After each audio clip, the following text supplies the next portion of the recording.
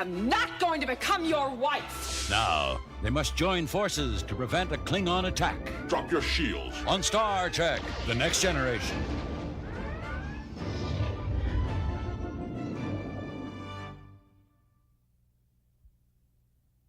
Worf joins forces with his lost love to stop a Klingon attack on the next exciting episode of Star Trek, The Next Generation.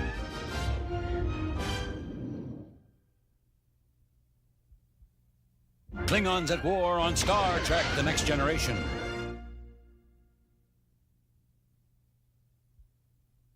Next time on Star Trek, The Next Generation. Can this be another me? The discovery of Data's perfect android double How much can you trust Data now? leads to a deadly game of who's who. He's been hurt.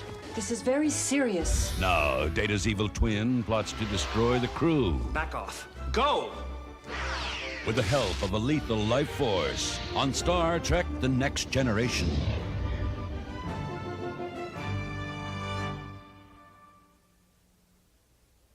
Which android twin has a fatal flaw? Back off. It's a deadly game of who's who on Star Trek, The Next Generation.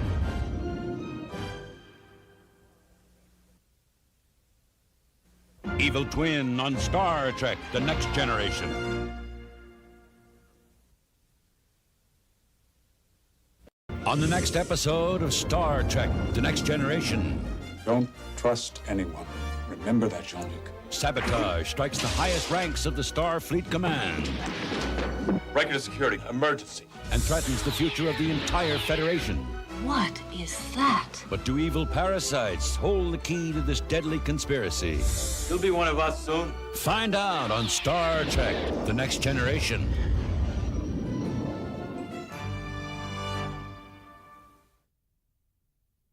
A mind-controlling parasite sabotages the Starfleet Command on Star Trek, The Next Generation.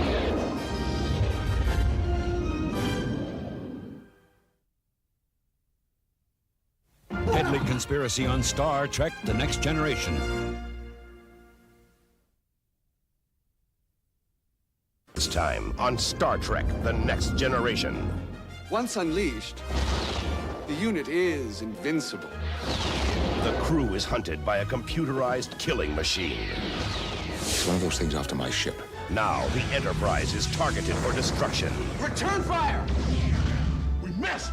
Backup system's failing. It's a duel to the death with an invincible enemy on Star Trek, The Next Generation.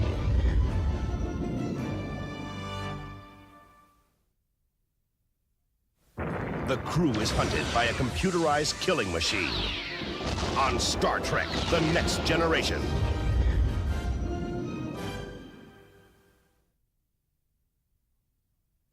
Killing machines on Star Trek, The Next Generation.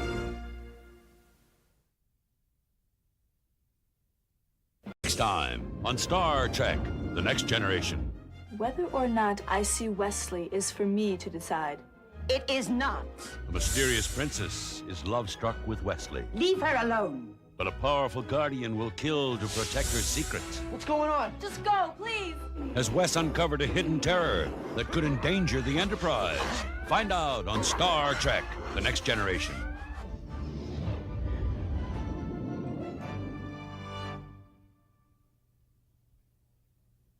Wes falls in love with a princess hiding a terrifying secret on the next exciting episode of Star Trek, The Next Generation.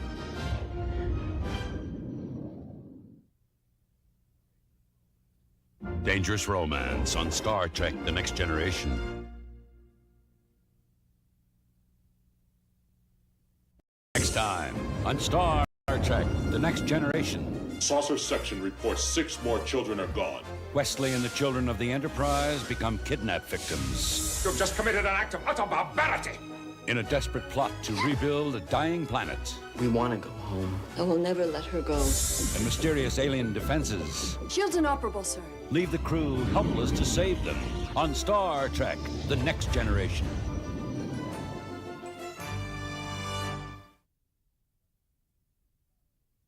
Wesley is a victim of child-stealing aliens, and the crew is helpless to save them on Star Trek, The Next Generation.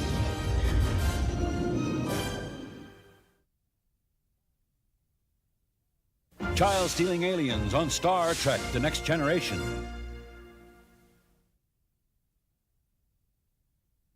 Next time on Star Trek: The Next Generation. Captain, permission to beam down to Drama 4. Data struggles to rescue an alien friend from a dying planet, You cannot survive in this. while the crew conducts a dangerous experiment to stop its destruction. Data, you've got 10 minutes. That's it. Firing torpedoes.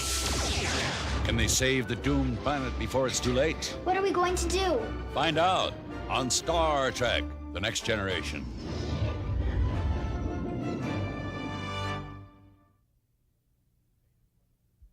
Data struggles to save an alien friend on a doomed planet on the next exciting episode of Star Trek: The Next Generation.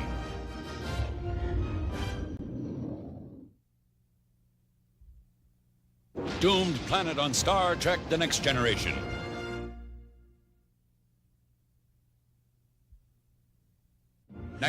Next time on Star Trek: The Next Generation. Counselor Troy will have her baby in about 36 hours. News of an alien pregnancy alarms the crew. Something which I can only describe as a presence entered my body. Could this mysterious entity pose a deadly threat? Destroy it now. Diana Muldaur, Whoopi Goldberg join the crew of Star Trek: The Next Generation.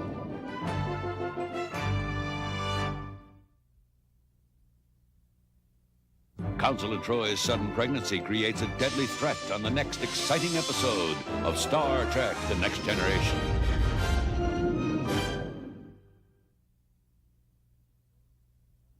Alien birth on Star Trek: The Next Generation.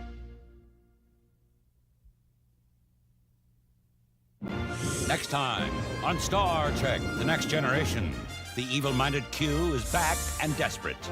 What is it you want, Q? Sanctuary on this ship. His powers have been destroyed, Help me! leaving him a mere mortal. Just one of the boys, eh? No, alien forces are out for the kill, and only the Enterprise stands in their way on Star Trek: The Next Generation.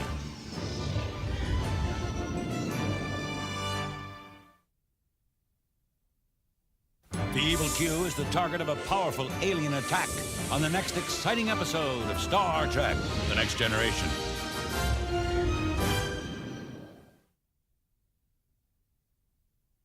Aliens attack Q on Star Trek: The Next Generation.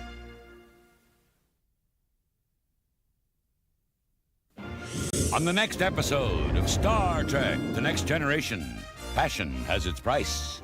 Are you my father? Why did you not tell me? A dark past threatens a new generation. He would be an outcast. Another traitor from a family of traitors. And when Klingon pride is wounded, As my son, he would also bear my disgrace. Lieutenant Worf must avenge his family honor on Star Trek: The Next Generation.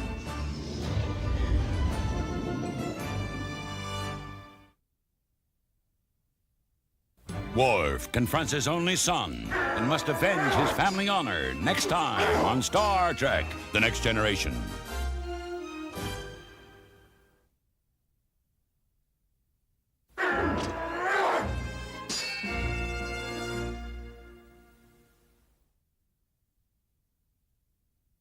On Star Trek: The Next Generation, the crew fights to stop a blood feud between renegade clans.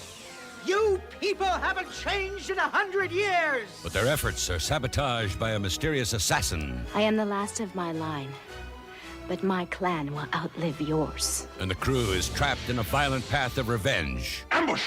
On Star Trek: The Next Generation.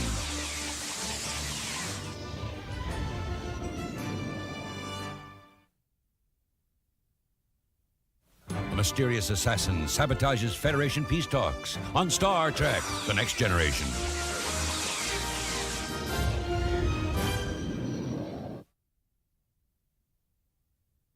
Blood feud on Star Trek: The Next Generation.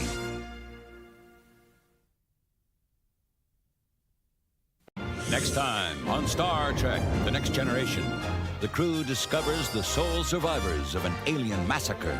The attacking force spared you for some reason. They're guarding a dark secret. Okay. Hello, everybody. Hello, everybody. Don't we have a Trek theme? We do. We need one. We do, but that's for the main review. I should make one for these watch-alongs as well. I feel like you guys expect a kind of musical interlude to compose yourselves, don't you? Well, and also to point out, there are literally just as many watch-alongs as there are reviews. So at this point, it feels like it's work. Stars, are you expecting some kind of professionalism here? Professionalism. It takes great effort. Amazing. Hello, everybody. We're here to watch along with Dan's picks from the draft this time. We're going to go with the Next Generation's Sarek, and if you also we're going to be watching live later on, we're going to do our first Lower Decks review, No Small Parts. Dan, why these episodes? Why Sarek? Well, first of all, I wanted to kind of balance, a very dramatic, serious episode with just something fun. So we're going to start with the kind of the downer and then finish with the upper. I really one of the episodes. This is from Sarek is from the third season. It's really when Next Generation hit its stride. There are very few weak episodes in the whole season, but this one stands out. It's one of those classic Star Trek tropes where they take something that is very real and very present in many people's lives, and the spoiler alert, the topic is mental illness for Sarek, and they wind up turning it into something that is a timeless sci-fi story. And there's a little bit of witchiness and wizardry in this, where we've got the Vulcan syndrome that we'll talk about, the Bendai syndrome, but really, I think as we watch, we'll see echoes. Mental illness is something that touches each of us, if not directly, by way of family and friends. And so this episode, the way I really want to, in this rewatch, take a look at how the crew handles the situation, and that's a big plot point as well as how Sarek's journey impacts the entire crew and those closest to him as well.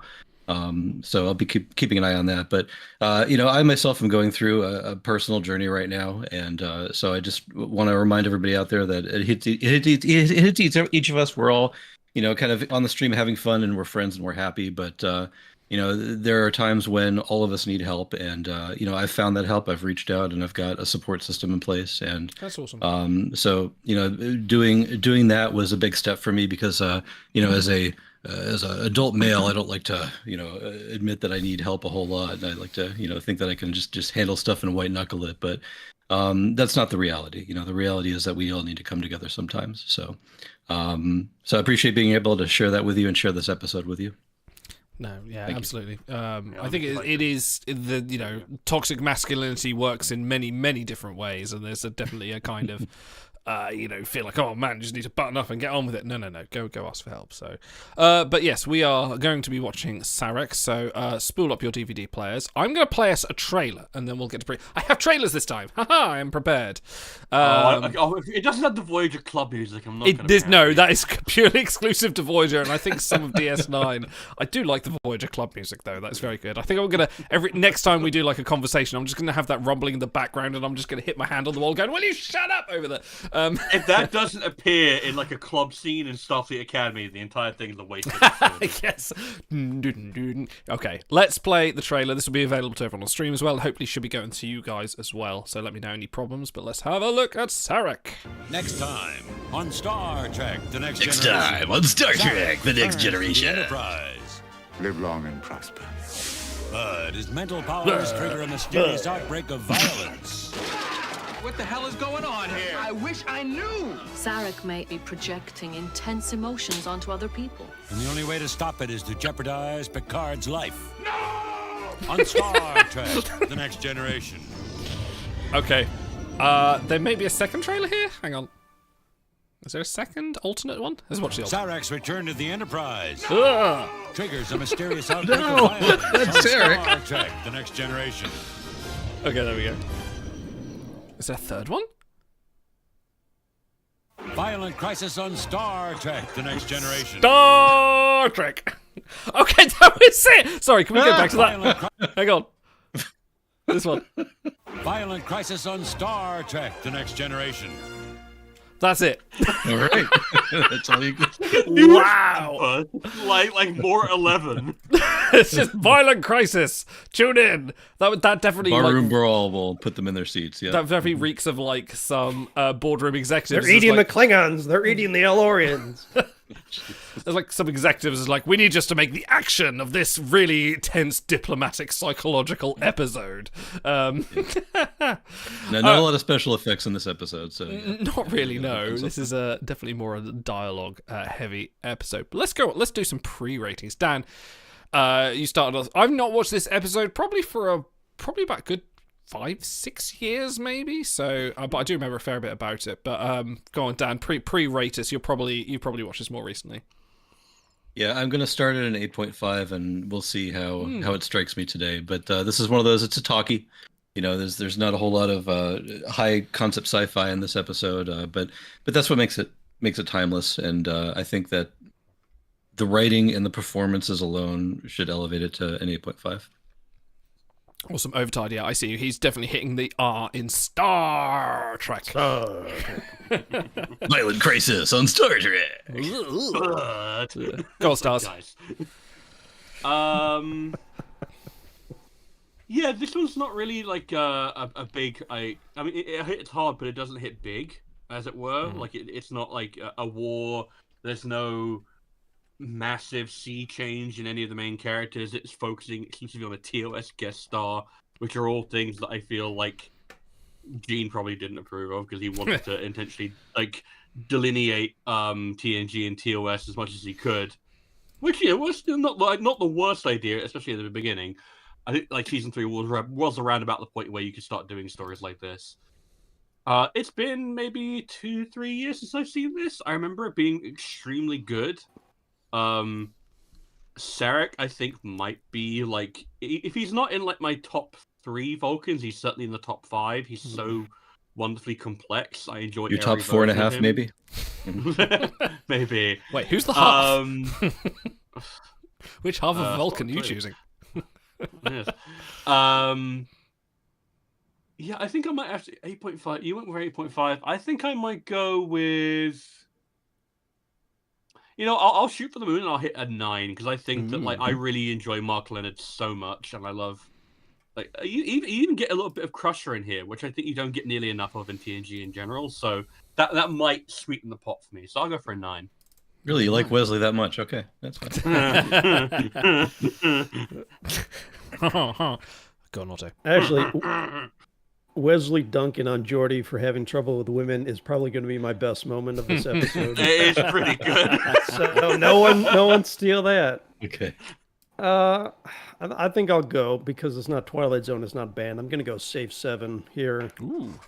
Obviously, that scene with Picard is great, but the rest of it is like a mission. And so the A plot really carries it. I don't think there's much of a B to go with it outside of Wesley and Geordi. So it's enjoyable. I don't know if it's an all-timer, though. We'll see.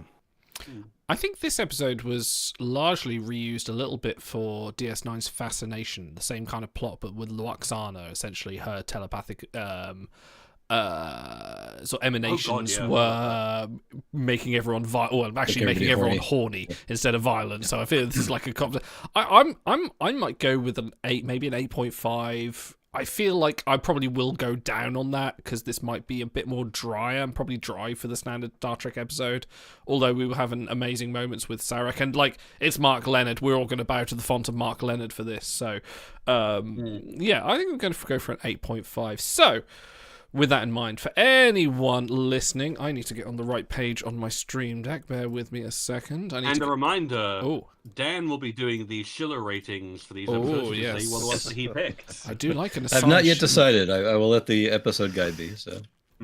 That's awesome. Okay, I've got the right buttons available. That's good. Okay, I've got the subtitles loaded. So yes, we will have a blurred preview and subtitles on the screen. Idle might go down on Sarek. You heard it here first. Oh no, not like that. Damn you, overtired. How dare you? Okay, we shall be starting this episode in 5, 4, 3, 2, 1. Let's get logical. Engage. Captain's log, stardate 43917.4. Why am I not seeing any visuals? The Enterprise is given the singular honor of hosting or subtitles. Okay, right. the Federation and a mysterious race Hang known on. as the Lagarans. I enjoy this audiobook format. I feel like No, it's all good. the It's episodes- good, but I feel like I've got a VLC problem here. So let me just close VLC. But we're going to miss the violent crisis if we don't get visual. On Star Trek. Bear with me. This does happen with By VLC. the way, this is a Les Landau, This is a Les Landau. who has a One lot of great many, credits. many. Yep. Has a few credits of other episodes that we've drafted too, like Family. So I do Tapestry. remember. There we go. Yeah, I do There you remember go. one shot where it was Sarek crying and the close in on his face. So I'm sure there's a few tidbits in there for us to chew on from Les. Okay, bear with me a second. I believe I am ready to go again now. So let's go in. Let's try this one last time. 5, 4, 3, 2, 1. Punch it. Make it so. There we If go. it doesn't work, we'll just pivot to Code of Honor. Oh God. Again. Another Les Landau, might as well, right? This is the Les Landau fan club. Legatons. We're in orbit around Vulcan. Legato. Welcome aboard Crocodile 5. Sarek and his wife Perrin, who like Perrin. his first Planet's wife, gorgeous. from Earth. Headed. I remember studying his career in school. I love. Oh, I've got the wrong subtitles loaded. Fuck, hang on. I can adjust this. No, it's working. No, for the stream. That's right, I'll Oh. adjust. I can Bear tell with you me. that was quite a moment for a young lieutenant. His to stand son's in the wedding, presence huh? of such history. I remember he spoke to me, and I just stood there grinning like an idiot. You? Tongue-tied. Indeed. How do you make small talk with someone who shaped the Federation? Data can show you. Yeah, it's true. What a crowning achievement for his career. There we go. The benefits of relations with the Lagarans are incalculable. Well, we won't talk about them. Yeah, if you want to make it a crowning moment, pick like the Klingons or something. Yeah. Oh, here, Brian. Transporter Chief O'Brien. Captain Picard. Ah, come on the bridge. The ambassador's chief. Sarek, have you gained weight? Look more like Jay Leno these days. He will be joining us momentarily. A little bit, yeah. But first, Wow. I'd say I love these costumes, though. Yeah, they're very good.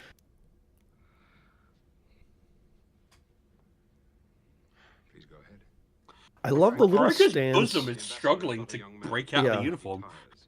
He's going to need a The little stance he does when he's getting ready to receive news, he like braces himself. Yeah. be allowed to conserve. I love Frakes. Riker's over here breasting boobily. Request that you discuss formal activities They are voluptuous. What a handsome race. planned a ship's concert this evening. I believe that the ambassador is extremely fond of Mozart. I'm afraid it would be impossible for him to attend. Upon his arrival, he will God, he does look like Jay Leno. Fuck you for doing that to me. You have my assurance that the ambassador will not be disturbed. Oh, sorry, Booter. I have to disappoint you, but I'm going to have to cut the audio because that shouldn't be going through. Oops. I don't know, the audiobook format would work. It would be, By but the way, unfortunately, Key we is get copyright showing a strike. lot of emotion for someone who works with Sarek. Maybe that's so why. closely. Oh, look at the side Well, shot. yeah. Who beams up sideways? A Vulcan does. Oh, just like Spock. That's where Yeah, Spock yeah, gets he's just the like the drama cool from. fact. Just Yeah. like, remove my hood. Hey, I'm here. Why do you think Spock's such a dramatic bitch? Where do you think he gets it from?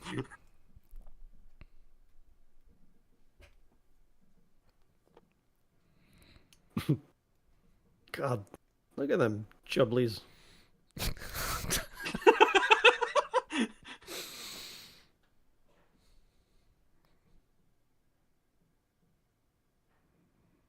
I like Sakath in this. Hmm.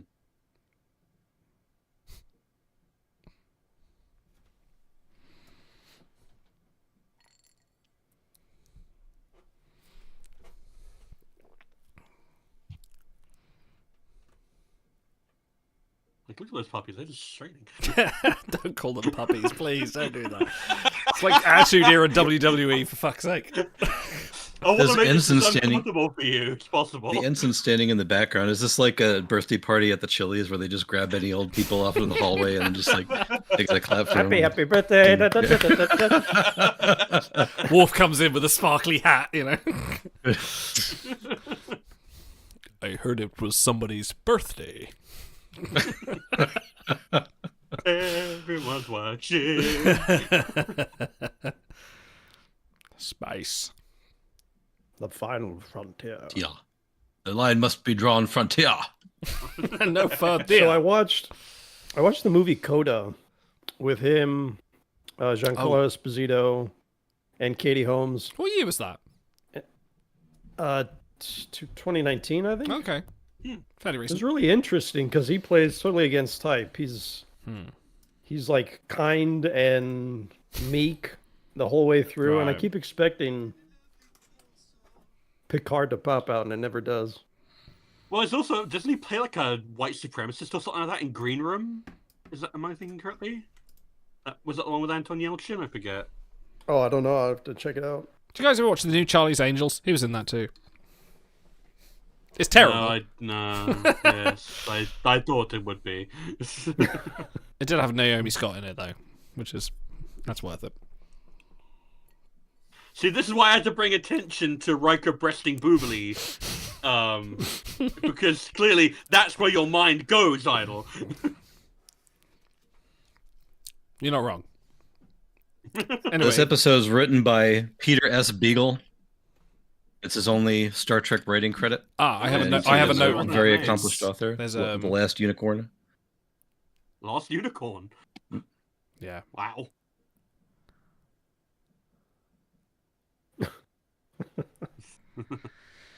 Man, that looks like the nicest bowl bath ever. Yeah, it kind of does actually. Like I'd laze in that. Is Moaning Myrtle going to come out of the Force at any moment now? Oh god.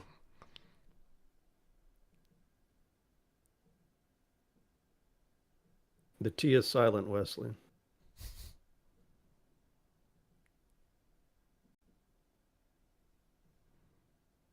My man. Noive. See, he's taking over the role of Singh, raising the boy.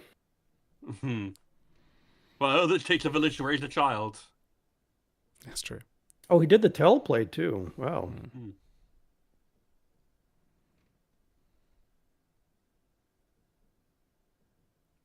By the way, I'm lagging a bit. Let me know if my audio, if my outgoing audio is lagging for you guys. It seems okay. Yeah, I'm okay.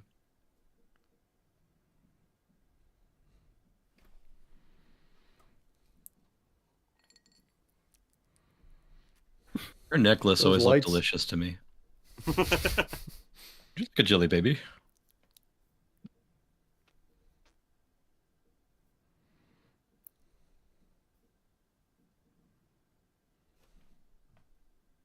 Those lights in the background are reminding me of Riker's breasts. Oh, Dan. Sarek is motorboating them. Yeah. Just gives them a little honk on the way out. And Riker is getting larger.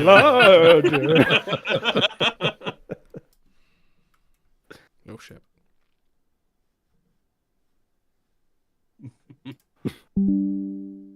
All right.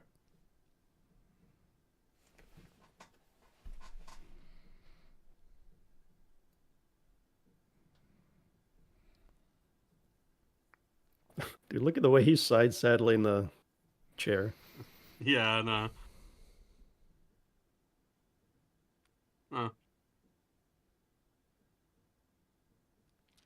Foreshadowing. Actually, so Picard in this reminds me of in Booby Trap when he's so excited to go see the old Permelian battlecruiser. I love when he gets in that sort of like childhood reverie mood. Yeah. Not whimsical. Speaking of Booby, sorry. He tipped his hand there a little bit too. When he just adjusts a little bit and he's like, oh, yeah, that's a nice little inn. Always just make me laugh. He's very excited. It makes me laugh when they have these sort of like, low stakes episodes, but they do sit on the bridge still. Like they just go like, right, this is our duty station. Guess we've got to put in our 8 hours. It's a standing set. Yeah. People keep on calling me Amanda. It bugs the fuck out of me. So when did you borrow Kai Wynn's wardrobe?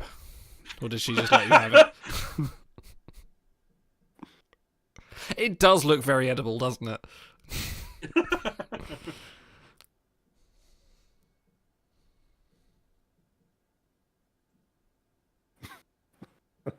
It just turns out of Picard. He's like, oh, really? Oh.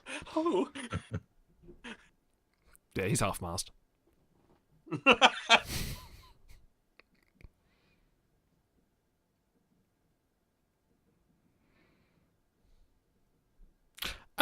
Amanda's actress from Journey to Babel. Presume she had passed away by this point, or long retired. She was still alive. She was. But She? Okay. the timing wouldn't work out. She would have been like 150 years old. Oh, okay. So she's a fair bit older than Mark Leonard then. There was just no way to bring her into the. I love Jane. Yeah. Oh, the character. Yeah, the character would have. But I imagine they could have like hand waved away. I want to see someone watching a Late Late Show with Keeman Drozen.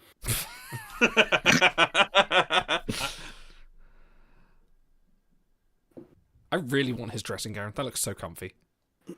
It's very much like the one that Spock wore in TMP and his burial robe, which is what I love. Okay, yeah. So that must say something, because it's the exact same iconographs that were on Kai Mendrosa's sash in the opening scene too. So maybe that's some sort of Vulcan house or something. Or maybe his like ambassadorial status. Buta does say humans are supposed to live longer. I mean, if McCoy was in Encounter in Farport, we could have had Amanda, but sure, it is what it is. Oh, here we go. Turkey Why have they got a warp core going into the bath?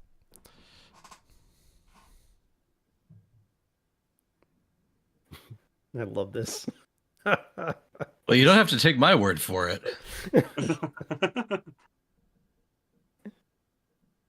Oh, damn.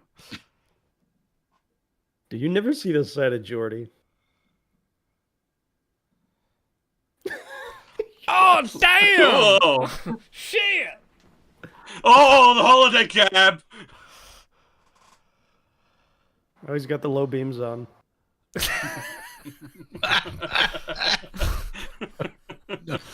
We're in night mode.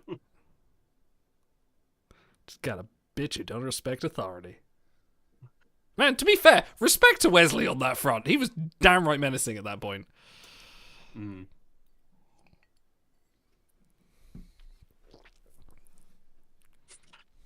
And then Riker wakes up and he's really in frame of mind.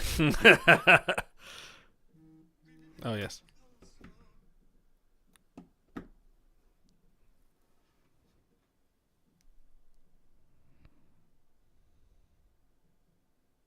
I'm not used to an unsatisfactory rating on one of my crew. He really isn't. He doesn't like it at all.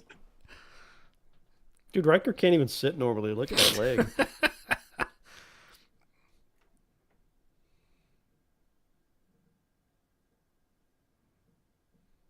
Oh, I forgot they're all still wearing the TNG season 1 and 2 outfits for the extras. Yeah, this is early. This is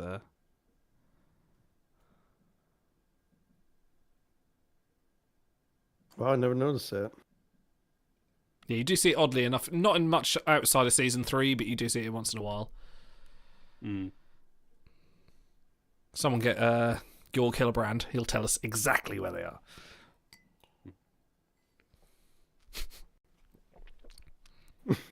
That's fine, Data. Fully functional. Ah, Grakte. I love Grakte. Tatalia.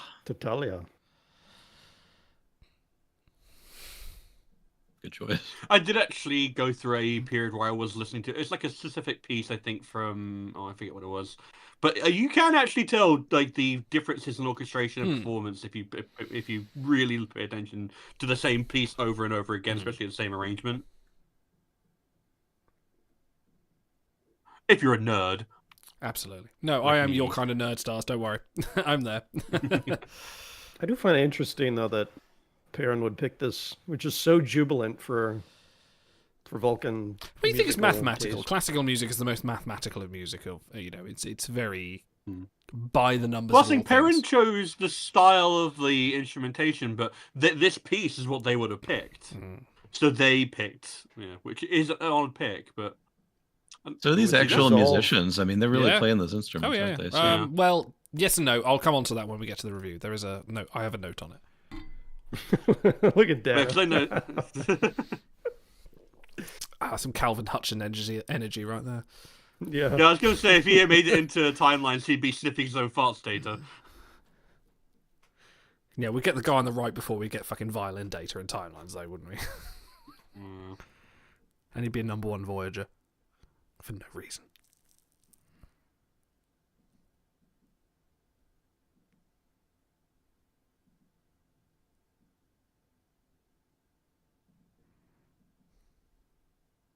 I love that. That's so good. Just like, side eye. That feels like that should be a meme format. I like that they pan. I like where they put Troy, like just to sort of like scene framing. It's great that they put Troy behind her to notice it because she would be the one to notice it. That's kind of good. Yeah, but she doesn't notice it until he leans forward. Like she doesn't read the situation ahead of time, which she should have. So this is weird. It's like a freeze on his face, and then they edit it in post or something. Yeah, it's like a freeze frame, isn't it? Yeah. Oh, there's noted empath Picard. I'll have one passionate Vulcan to go, please. We leave in disgust. Yeah. What the fuck, Mr. Data? What was that? You completely oversold the arpeggio. No! I was also going to go for an arpeggio. How did you do? Hey guys, I think that was a violins crisis. On Star Trek. Oh boy, here we go. We ready for some I like this abuse? scene. Yeah. Hi, Mom.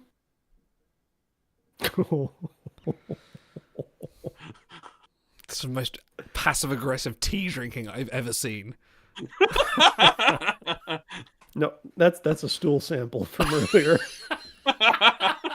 Oh no. Why are we having so much fun with this episode? This shouldn't be allowed. Because it's rare that the cast gets to act out like this. It's pretty fun. Yeah. They're always a little bit too muted and professional. Away from you. Oh, finally, someone did it. Calm down, dear. It's only a commercial. Oh, God. Really hard.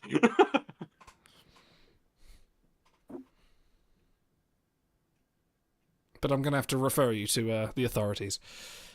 to take Wesley away from you. Well, he was there. I don't know about... He was present 3 in the years room. worth.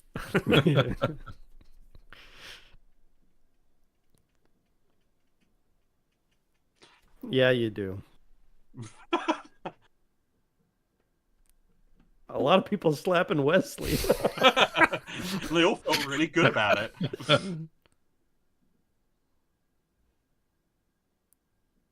Would you like to sniff the seats? Oh. Bro. I don't know where that came from. I would have expected that from Idol, not from you. I'm so proud, Dad. I'm so proud. Oh my God.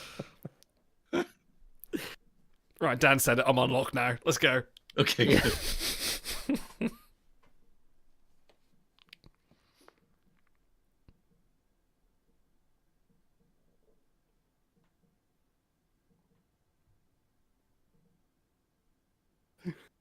Sakath, his eyes uncovered. Oh, here we go. It's a violence crisis. Oh, yeah, here we go. On Star Trek. Way too many people in blue. Oh, fella. You can't sit there. That's for That's for normal uniforms, not old uniforms. Dude, that guy's straight out of TOS. Yeah. Yeah, this does remind me of the trouble with Tribbles scene. Yeah. Oh, yeah. Which Miles O'Brien was also involved in.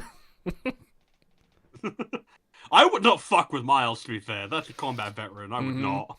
He's killed Cardassians. Oh, yeah. Those fuckers are built like shoes. Sport. I like how this guy's an ensign. He looks like he's like 45 years old. Yeah, he's the the side profile of a Cybertruck. He's the tapestry Picard. There's a universe where that ensign was an accomplished captain, but no, he's stuck in 10 forward as a blue shirted ensign. Yeah. Violence. Action. Dude, I love all the sound effects. Wolf's like, fuck it, let's get stuck in. I like how they just go off frame. We're gonna sit over here. Whoa! That was a nice right hook. What happened there? How did that happen?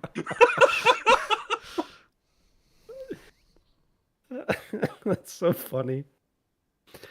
You always got to watch the guys in the background. Yeah. A little shove. Just rip into each other, man. Oh, the damaged Guyner's going to be pissed. Oh, look. Full lighting 10 forward. You don't see that often. Yeah, why is it so bright in there? Yeah. Holy cow. Yeah. His house lights are Random on. violence. They had to take the DJ away.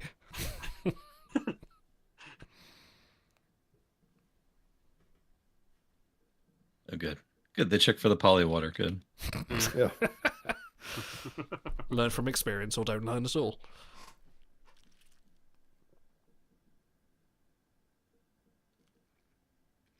Stick him in the cargo bay. Time to decompress it. Might throw us out of the way.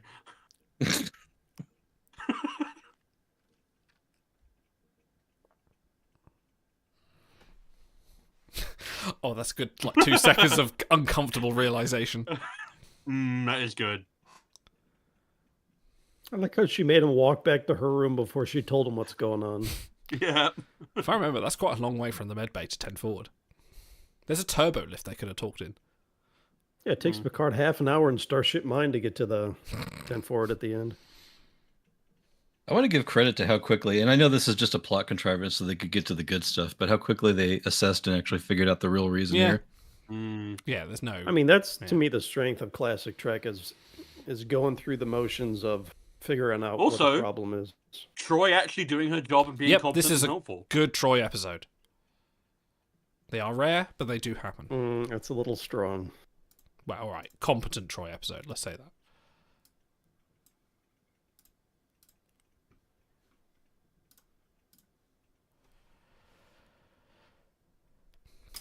That's a logical bitchiness.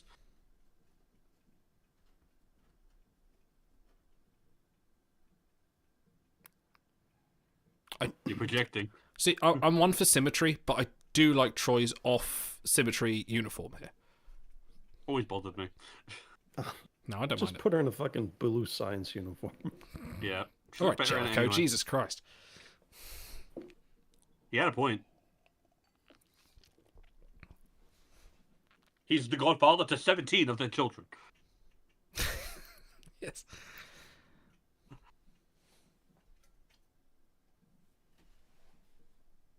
What? How are you going to get that out of him? Yeah, he's just going to cut his Shove fucking head Q-tip in his open? ear? Yeah. It's called trepanation. Don't worry about it.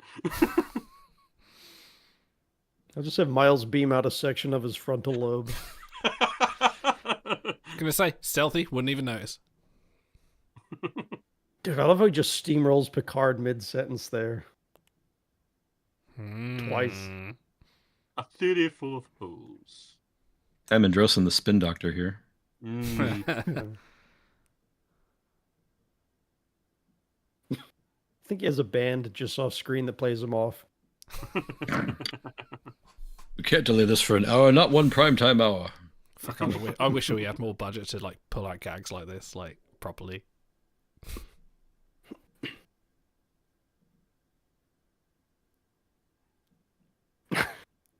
So what's the problem with Sarek, anyways?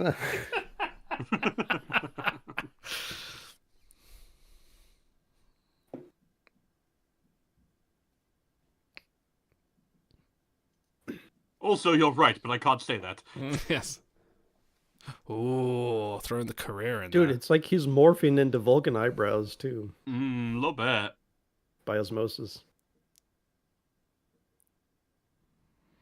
Not even a dismissed, just walks out. The balls on that guy. Well, he's not unscrewed. No. Picard just pulls out a phaser. It's a data, I need to berate someone. I'm being very frustrated. Overtime says, which characters would they all be if this was MST3K? That flashing light would be so distracting. Maybe the Ligaras like it. Maybe they're like moths. Discotheque. Maybe they're like Gorn and it puts them all in hibernation.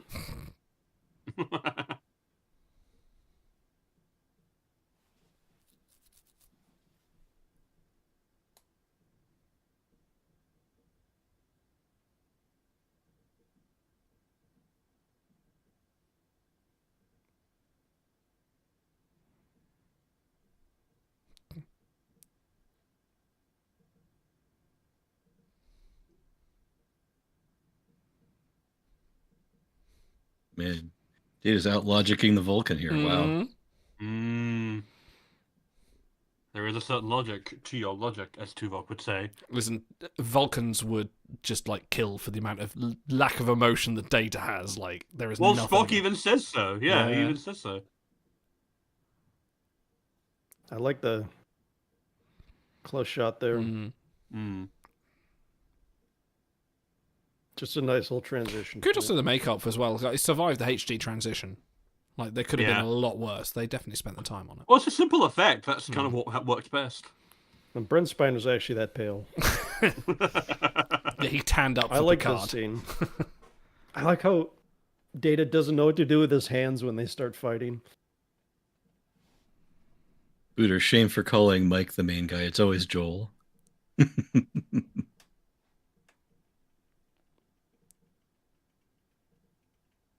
We're not talking about you, Data. No, I've been reading a lot of Asimov lately, and yeah, I'm big on Data at the moment. Oh, good. That is a good point. I found our next short. Can I clip this into a minute?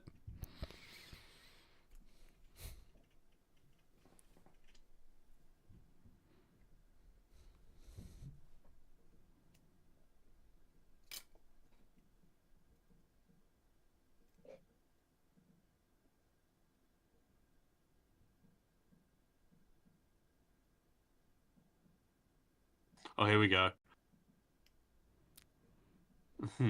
Just voices up already. Watch Data.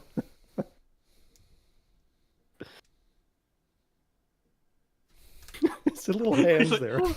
Mom and Dad are fighting.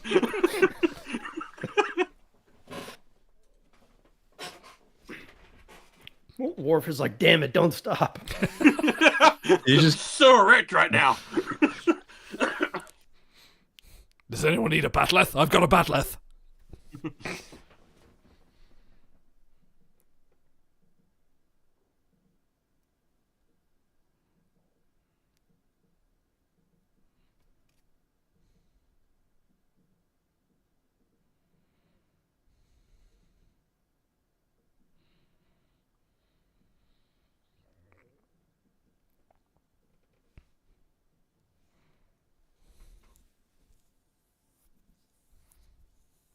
Sakath is a very Darmok phrase, isn't it? Every time you said it, I'm just like, yeah, Sakath, his eyes opened. His eyes uncovered.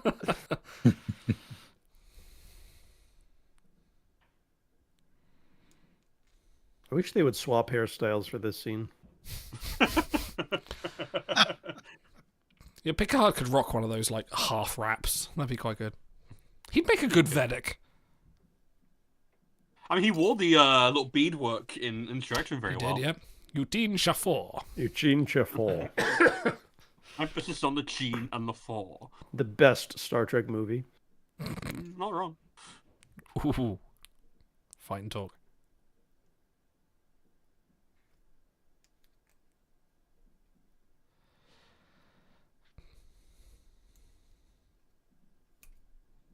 You can only think that, like, when people said, you know, go into season 3, Gene Roddenberry's sort of degrading a little bit, and they were like, right, we're in control. TOS, let's go.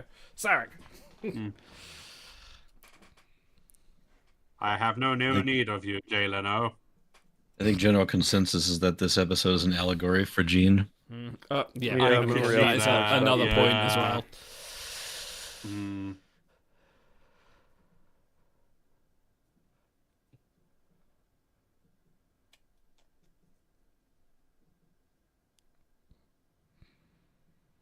Yes, did you I would love if Sakath is like mouthing his words behind him as he speaks. That would be so funny. I do appreciate him and Mendoza looking at each other like really like furtively behind him. Dude, you could see Sakath react as he raises his voice. Yeah, he's doing some great background acting here.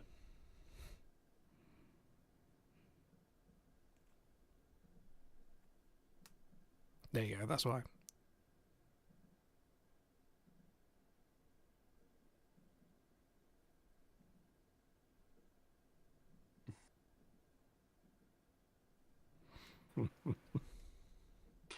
If you look closely, you can see the exact moment when his heart rips in half.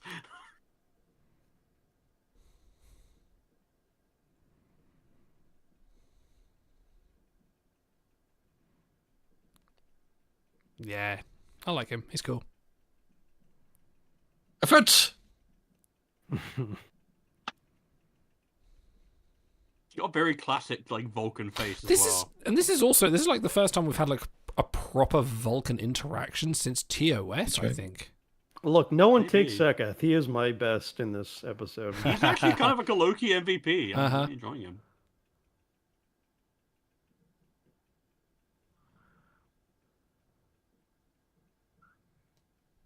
If you want another necklace from me, you'll get out of here right now. Half a geo. You have no idea how many jelly tots it required. Had to kill an entire planet for that. Oop, sorry. Ooh. Whoop, whoop, whoop, whoop, whoop.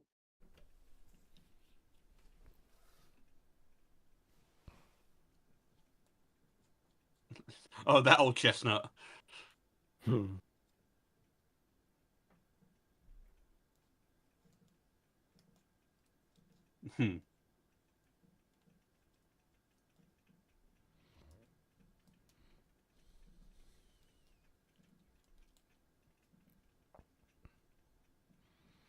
I do love the lighting here as well.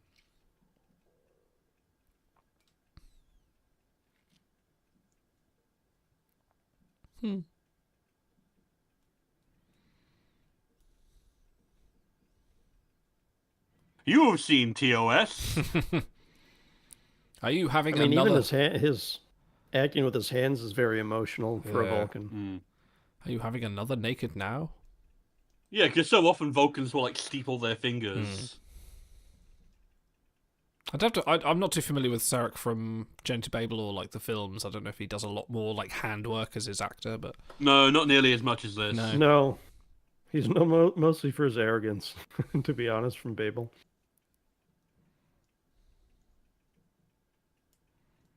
Like he very occasionally does stuff like this, but he doesn't do like the kind Not of the shaking, jittery yeah. moments he's doing. Yeah, he is. Yeah. Also, his detachment and goading the Tellarites is kind of like the key to Journey to Babel. And he's raising his voice.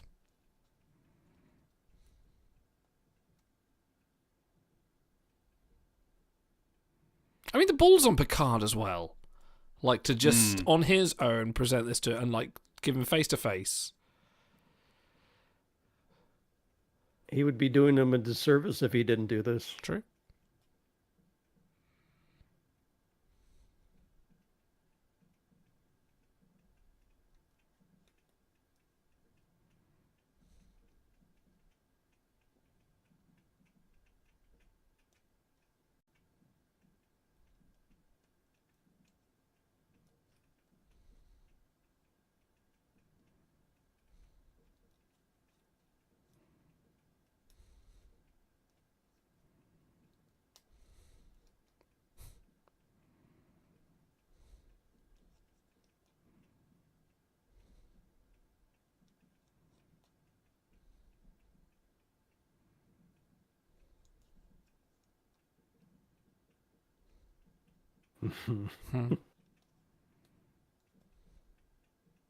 By the way, chat, we're going to continue to be quiet for this last 10 minutes. Yeah. Just giving you a heads up. Just like, oh, by the way, Daddy's gonna shut the fuck up right now.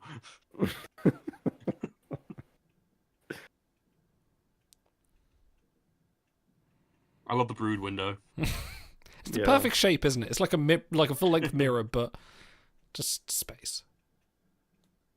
Oh, there's Livingston. Hey, Livingston.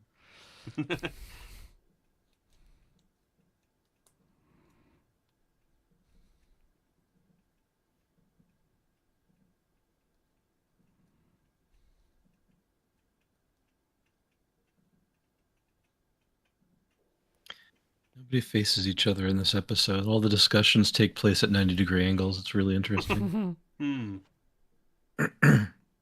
Yeah, it's a great episode for side profile. Have you changed, madam, since you boarded the ship? Oh, that's a different sash. I ate all my jelly babies. Oh, that's true. They're now on her head. Dude, she's talking to him. She just plucks one off her head and pops it in her mouth.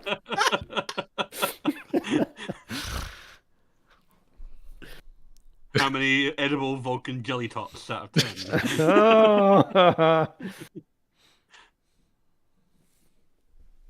See, isn't it fun to try to usurp from the Raider star?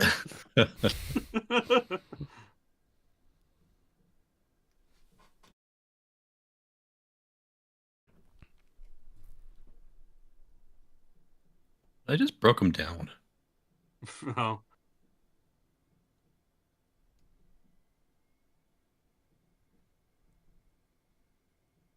What about some Vulcan Adderall?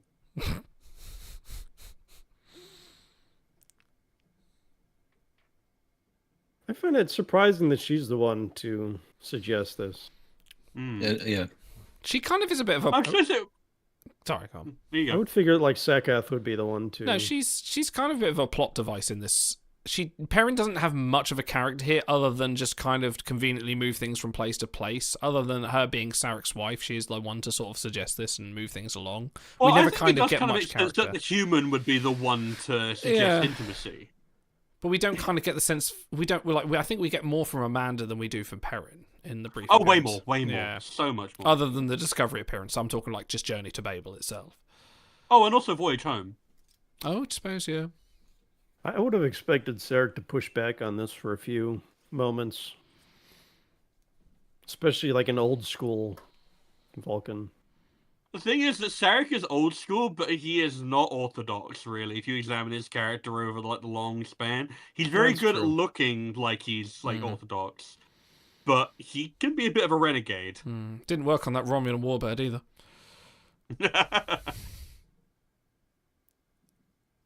Or on that Klingon D7. By the way, they have to mind melt in the hot tub. It's the only way. Warp core hot tubs. Out of 10. Again, the lighting. Yeah, why was it doing?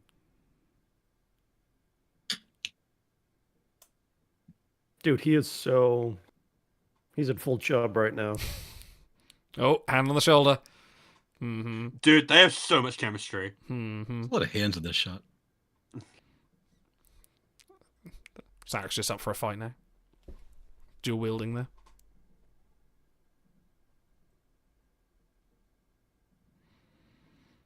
Worf is also here out of frame, just in case things get violent. He's in the cuck chair. Oh, no. Oh, my God. Really good music as well. Like the scoring is very, very good in this episode. This isn't Ron, is it? Ron Legato? This would be the Ron Jones years, yeah. I think he left around season 4. Yeah, I know he did some in season 4. Although I think this is more subdued Ron Jones, definitely. Well, he can't. He writes the suit. He did all the Tatalia. I like coming number 1. That's a good touch.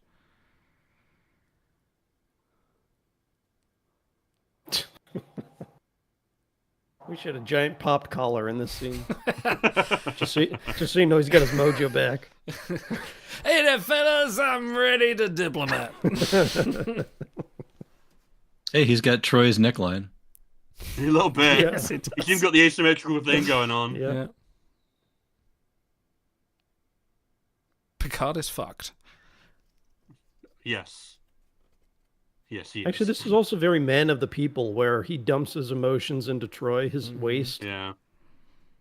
Psychic waste. I kind of hate how they use that no shout for the trailer, because that makes it sound like it's much more diplomatic, but actually it's very traumatic.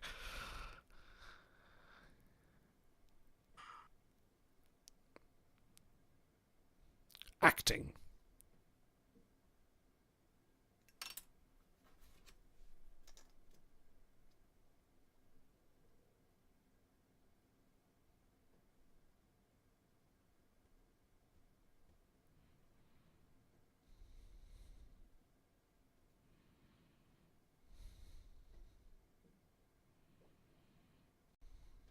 Yeah, Les is doing a lot of cuts on the close-up and then the pull and swivel.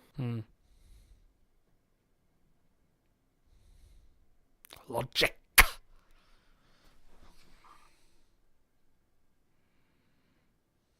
Uh-oh. Watch out, Bev.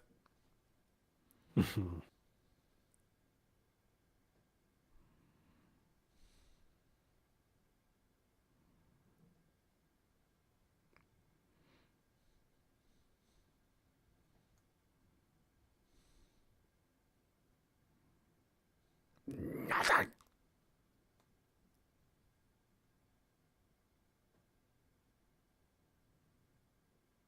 Yes, dear.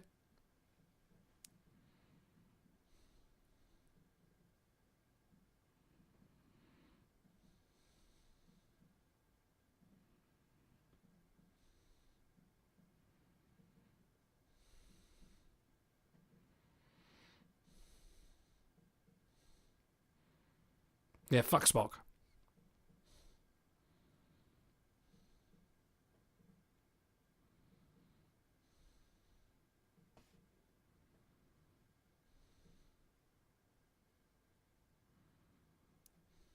Oh. Burn him. Well, he doesn't mention Cyborg either. That's true. Good point.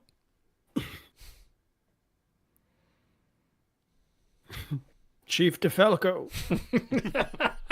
Ah, the other one.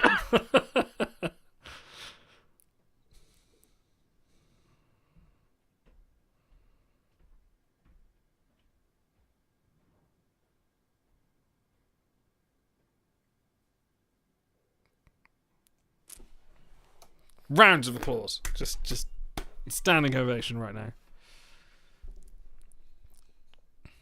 And it had to be Picard, but I think more logically Troy probably should have done it, but I can't imagine Marina Sirtis pulling off a scene like this. No. So. I would have loved to see her try, to be honest, because she was so underutilized. Give me the Sakath cut. The deepest cut of all.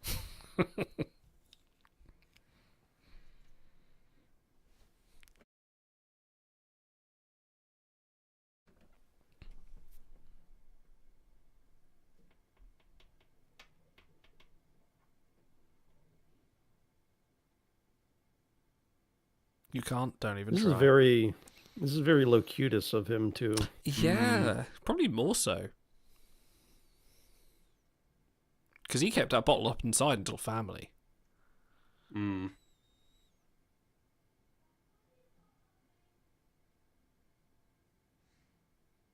We didn't even see a Lagaran, did we?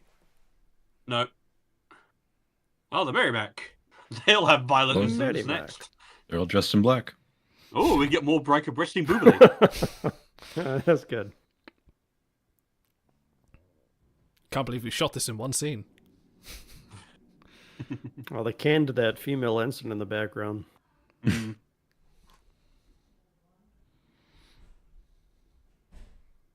Now we have the oldest ensign ever.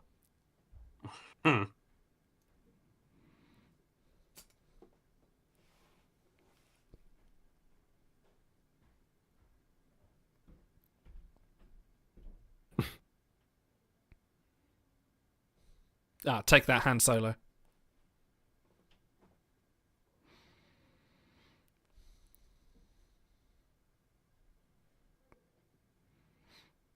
Guy on the right kind of looks like Ben Maxwell.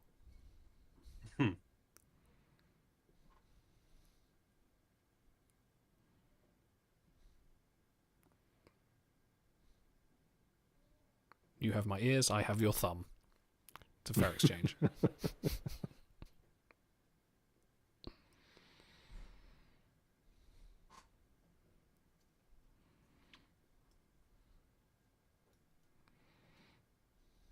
Man, that's a Vulcan salute for someone that's given like 500,000 Vulcan salutes. It's just like a, yeah, right.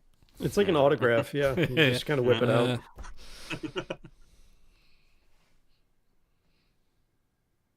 Can you hold hands in the transport? Kath and Key hold hands in the background. I mean, you know what? It would make so much sense.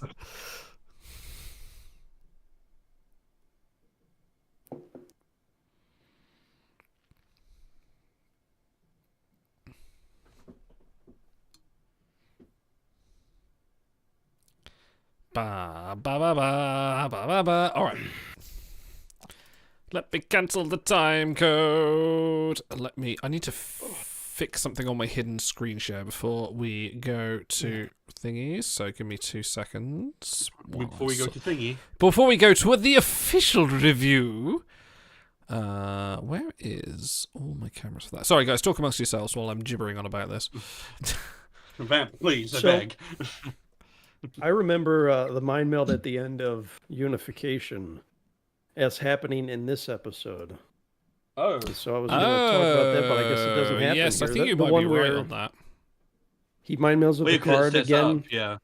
Yeah. No, it does affect that. I don't know why I mix them up, but I'll have to do this. Okay.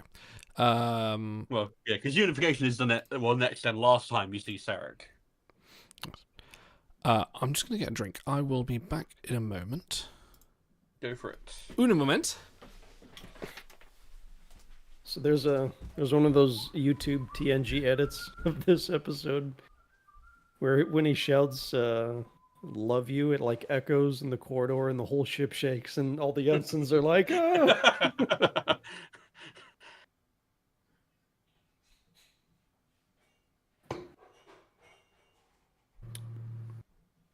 I'm sorry, are we live? Are we supposed to be entertaining?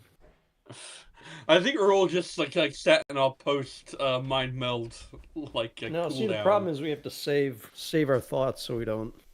Yeah, exactly. We can't repeat go them. too hard on our thoughts. By the way, Dan, these episodes better be good because I came locked and loaded with extra middle fingers if needed. Okay. Oh my god. Oh, good. That's the triple header. That's what she said. Okay. You use that for your OnlyFans too? Okay, let's start the episode. Let's do this.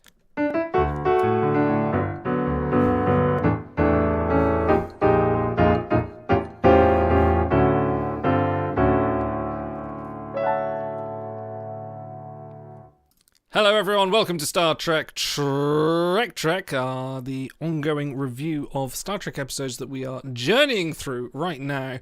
We are continuing on with our draft picks, with Dan's draft pick. The first of your picks for the next couple of reviews. Dan, you have picked The Next Generation's third series episode, Sarek, blending the TOS with the TNG. We have just finished watching what is an oddly emotional episode for a Vulcan.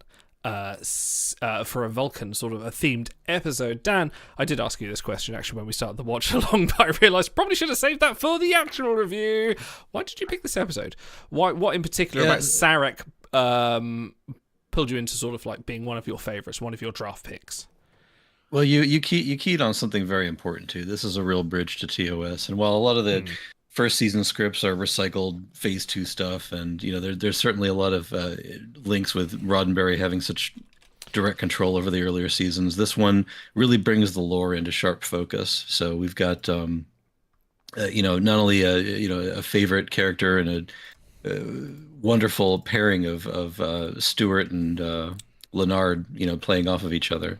But we also get a whole lot of insight into how Vulcans interact with each other. Something we noticed as we were watching is that the scenes where Sarek gets to interact directly with what's his name? Not Saltek. What's the Sakath. Sakath, right? Yeah. So it's just seeing the two of them interact and having their own styles and stuff is just fascinating. And so it's I think there's a lot to enjoy to this episode apart from. I'm bearing the lead here, which is really just the mind meld scene and just really a fantastic showcase of what Stewart's able to deliver. So, no, it's fantastic. So there's a lot to love. There's a lot to love here. So this was directed by Les Landau, a very prolific director in the Next Generation DS9 sort of days. He did Encounter at Farpoint, the pilot Deja Q, Times Arrow, The House of Quark. My favourite pick of his is he also did Star Trek The Next Generation's A Klingon Challenge, the VHS board game. He was the director of that, which is actually probably my favourite part of him. So the fun fact about this episode, one of the many fun facts as well, this was teleplay was done by Peter S. Beagle. who's known for his best-selling novel, The Last Unicorn, but he wasn't the original writer. The original writers were two people called Mark Cushman and Jake Jacobs. Mark Cushman was very prolific in the non-fiction world of Star Trek, writing many sort of like TOS unofficial guide tos. Along with Jake Jacobs, they actually wrote an unpublished story, a multitude of unpublished stories, that, along with conversations with Gene Roddenberry, never got published. I think we're sort of going way back into the sort of Phase 2 world of things. And this was one of them, but actually ended up getting sort of picked up for TNG after the writer's strike, and then handled to Peter S. Beagle to sort of adapt into this episode we now know as Sarek. And it kind of dealt with very much the same kind of things. But this is... this is definitely sort of another adapted teleplay, and kind of feels like, I feel like there's definitely been, in that sort of interim period between TNG and TOS, there's definitely been a lot of sort of like expanded Vulcan family connections, especially with Sarek. And this being the first TNG major Vulcan storyline, and correct me if I'm wrong, aside from, say, Dr. Silar, I don't think we've had a big Vulcan storyline in Star Trek up to this point. In the Next Generation up to this point. Is this correct? That might be correct, because I know that it was an intentional choice to not have any Andorians, not have any Tellarites, not have any Vulcans. They were very, very strict on, we want to completely differentiate ourselves from TOS, so, which is kind of like mixed messaging, because you still have, like, Bones in the very first episode. And then they proceed to do the Polywater like storyline over and over again. But like, in terms of the structural pieces, it was designed to be isolated from TOS, and then they slowly started to introduce that more and more back into the source, as it were. I think. Yeah. Something else I mentioned is that this episode is something of an allegory for Gene's declining health, Gene Roddenberry, and. So it's effective in that first we have a lot of drama in between the crew themselves, which is something that was backed off from in earlier seasons, and now they're allowed to slap each other on the face. So one fun fact I did learn is that I knew the name Kai Mendrosen. It just stuck with me over the years. I always remembered him, even though it was a very minor character. Apparently he has a middle name on an Internet Movie Database. In scripted, he is Kai Aloysius Mendrosen. Oh my god! There you go. There's your new deepest cut. KAM. His abbreviation would be Cam. It's Cam. Yeah. All right, Cam. Another fun, we're going all out in the fun facts. For those familiar readers of the Star Trek literature, I'm having so much fun right now. Oh, I'm positively overjoyed. So much fun. This would be banned on various Vulcan worlds. The Shatnerverse book, you're well aware of the Shatnerverse books, where Captain Kirk comes back to life to have some 24th century adventures. One of his books is called Adventure. It deals with the fact that Key Mendrosen and Sakath are responsible for giving Sarek Bendai syndrome in the first place, and of course Kirk and Spock unravel this whole mystery, and the fact that maybe, I remember part of the book was that Sarek was there at what was the planet that Kirk was on that had that dictator that ended up like killing everyone, that was ended up part of the plot point. Anyway, Sarek was apparently there as well. Was that from Conscience of the King? That's the one, yes. What was his name? Yeah. Apparently Sarek was involved. He met Kirk then Kodos, and mind melded. Executioner. Yeah, Kodos, and again, that's William Shatner's fever dream. This is all this episode reminds me of, because there's part of that in there as well. Anyway, I'm so glad I'm able to selectively edit my memory so that memory of that plot point will just completely evaporate by the time this review is done. Enough fun thoughts. Auto Stars, what were your thoughts on the episode? So you know what this strikes me as? So there is a common criticism made about the Star Wars sequels, and I don't know if I necessarily agree with it, but I do think that it's an interesting kind of like commentary on what people expect from revisiting familiar characters. Is the characters like Luke Skywalker, Han Solo, Leia, etc. You come back to them after their story is like concluded and they're washed up and they failed, and they're thoroughly deconstructed. They, everything they've ever tried to do is like gone wrong, and a lot of Star Wars fans feel like in a lot of those instances they weren't properly reconstructed after that. Because what everyone always hears about with deconstruction is you take something apart, you examine it in pieces. Usually you're meant to put it back together when you're done. Unless it's a cheesecake. Correctly. In which case you just eat it. Well, yeah. Yes. And I don't necessarily think that's completely untrue of, like, say, especially like The Last Jedi. I think that does a perfectly good job of reconstructing Luke. But it struck me while I was watching here that this is a very respectful way to handle. Sorry. To handle the lorry driving by. Literally someone driving it by. I'm half expecting to burst through Auto's door and go, no, hang on a minute, I have something to say. Oh, yeah. I have thoughts too. Oh, shit, it's fucking Lieutenant Ilea. She's come through the wall. Sorry, Styles, please continue.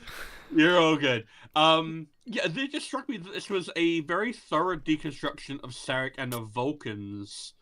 And then it takes great pains, even as it lays out just how, like, reduced Sarek is, to thoroughly rebuild him and establish that no respect has been lost in the eyes of the crew or Picard in terms of the man that Sarek is. He is still all of his accomplishments. He is still the man that he was, and he is still the man that he is.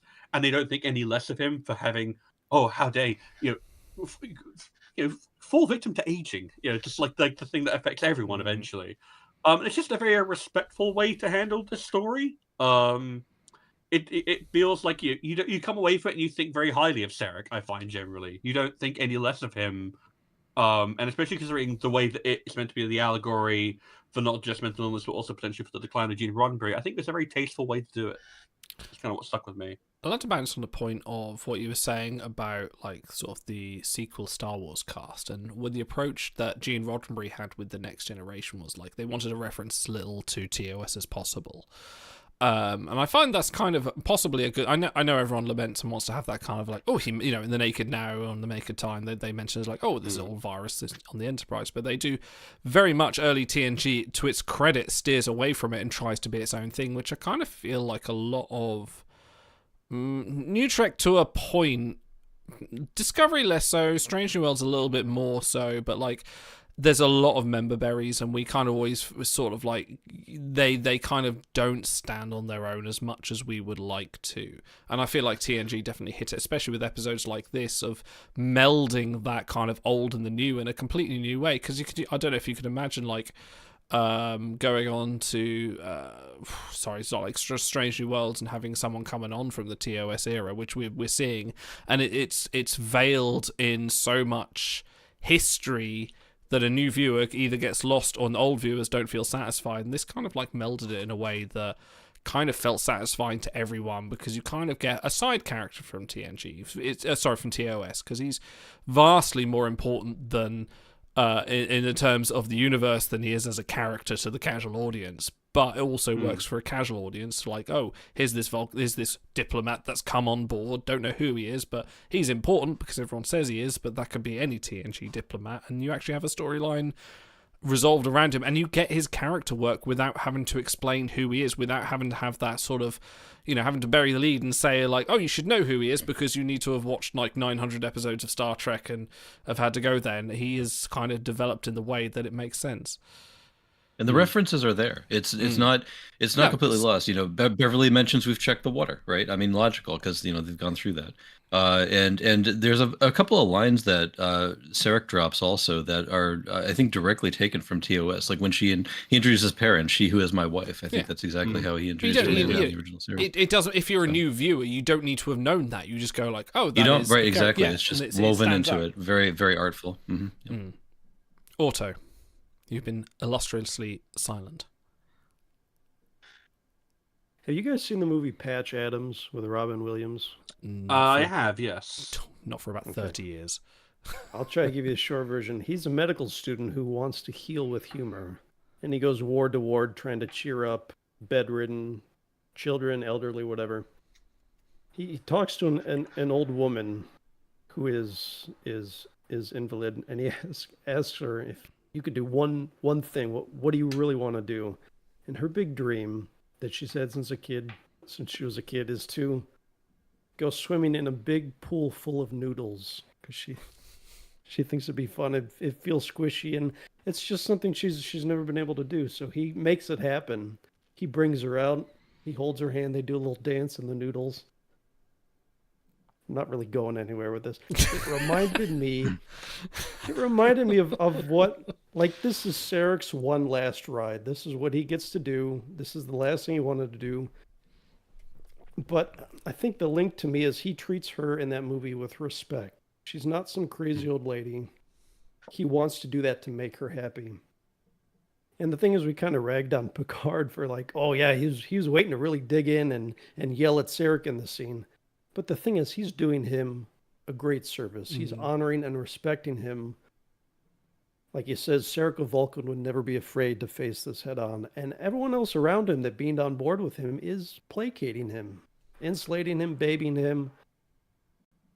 And the man that the legend that he was for decades and centuries would never have tolerated that. And I think the fact that they're able to get away with it in front of a telepath is a big sign that, well, this is how far he's fallen, that they can go do the end around, treat him like a kid, and he doesn't realize it until Picard points that out. So I just think that's, I don't know, something. And it's only the supporting cast that does that. You're right. And all the primaries take the situation very seriously. Immediately they understand, Ensign D'Amato has gotten into an argument with Worf. I mean, it's very uncharacteristic. And that's one thing I've noted here is that the ideal future of Star Trek, there's no HR in the future.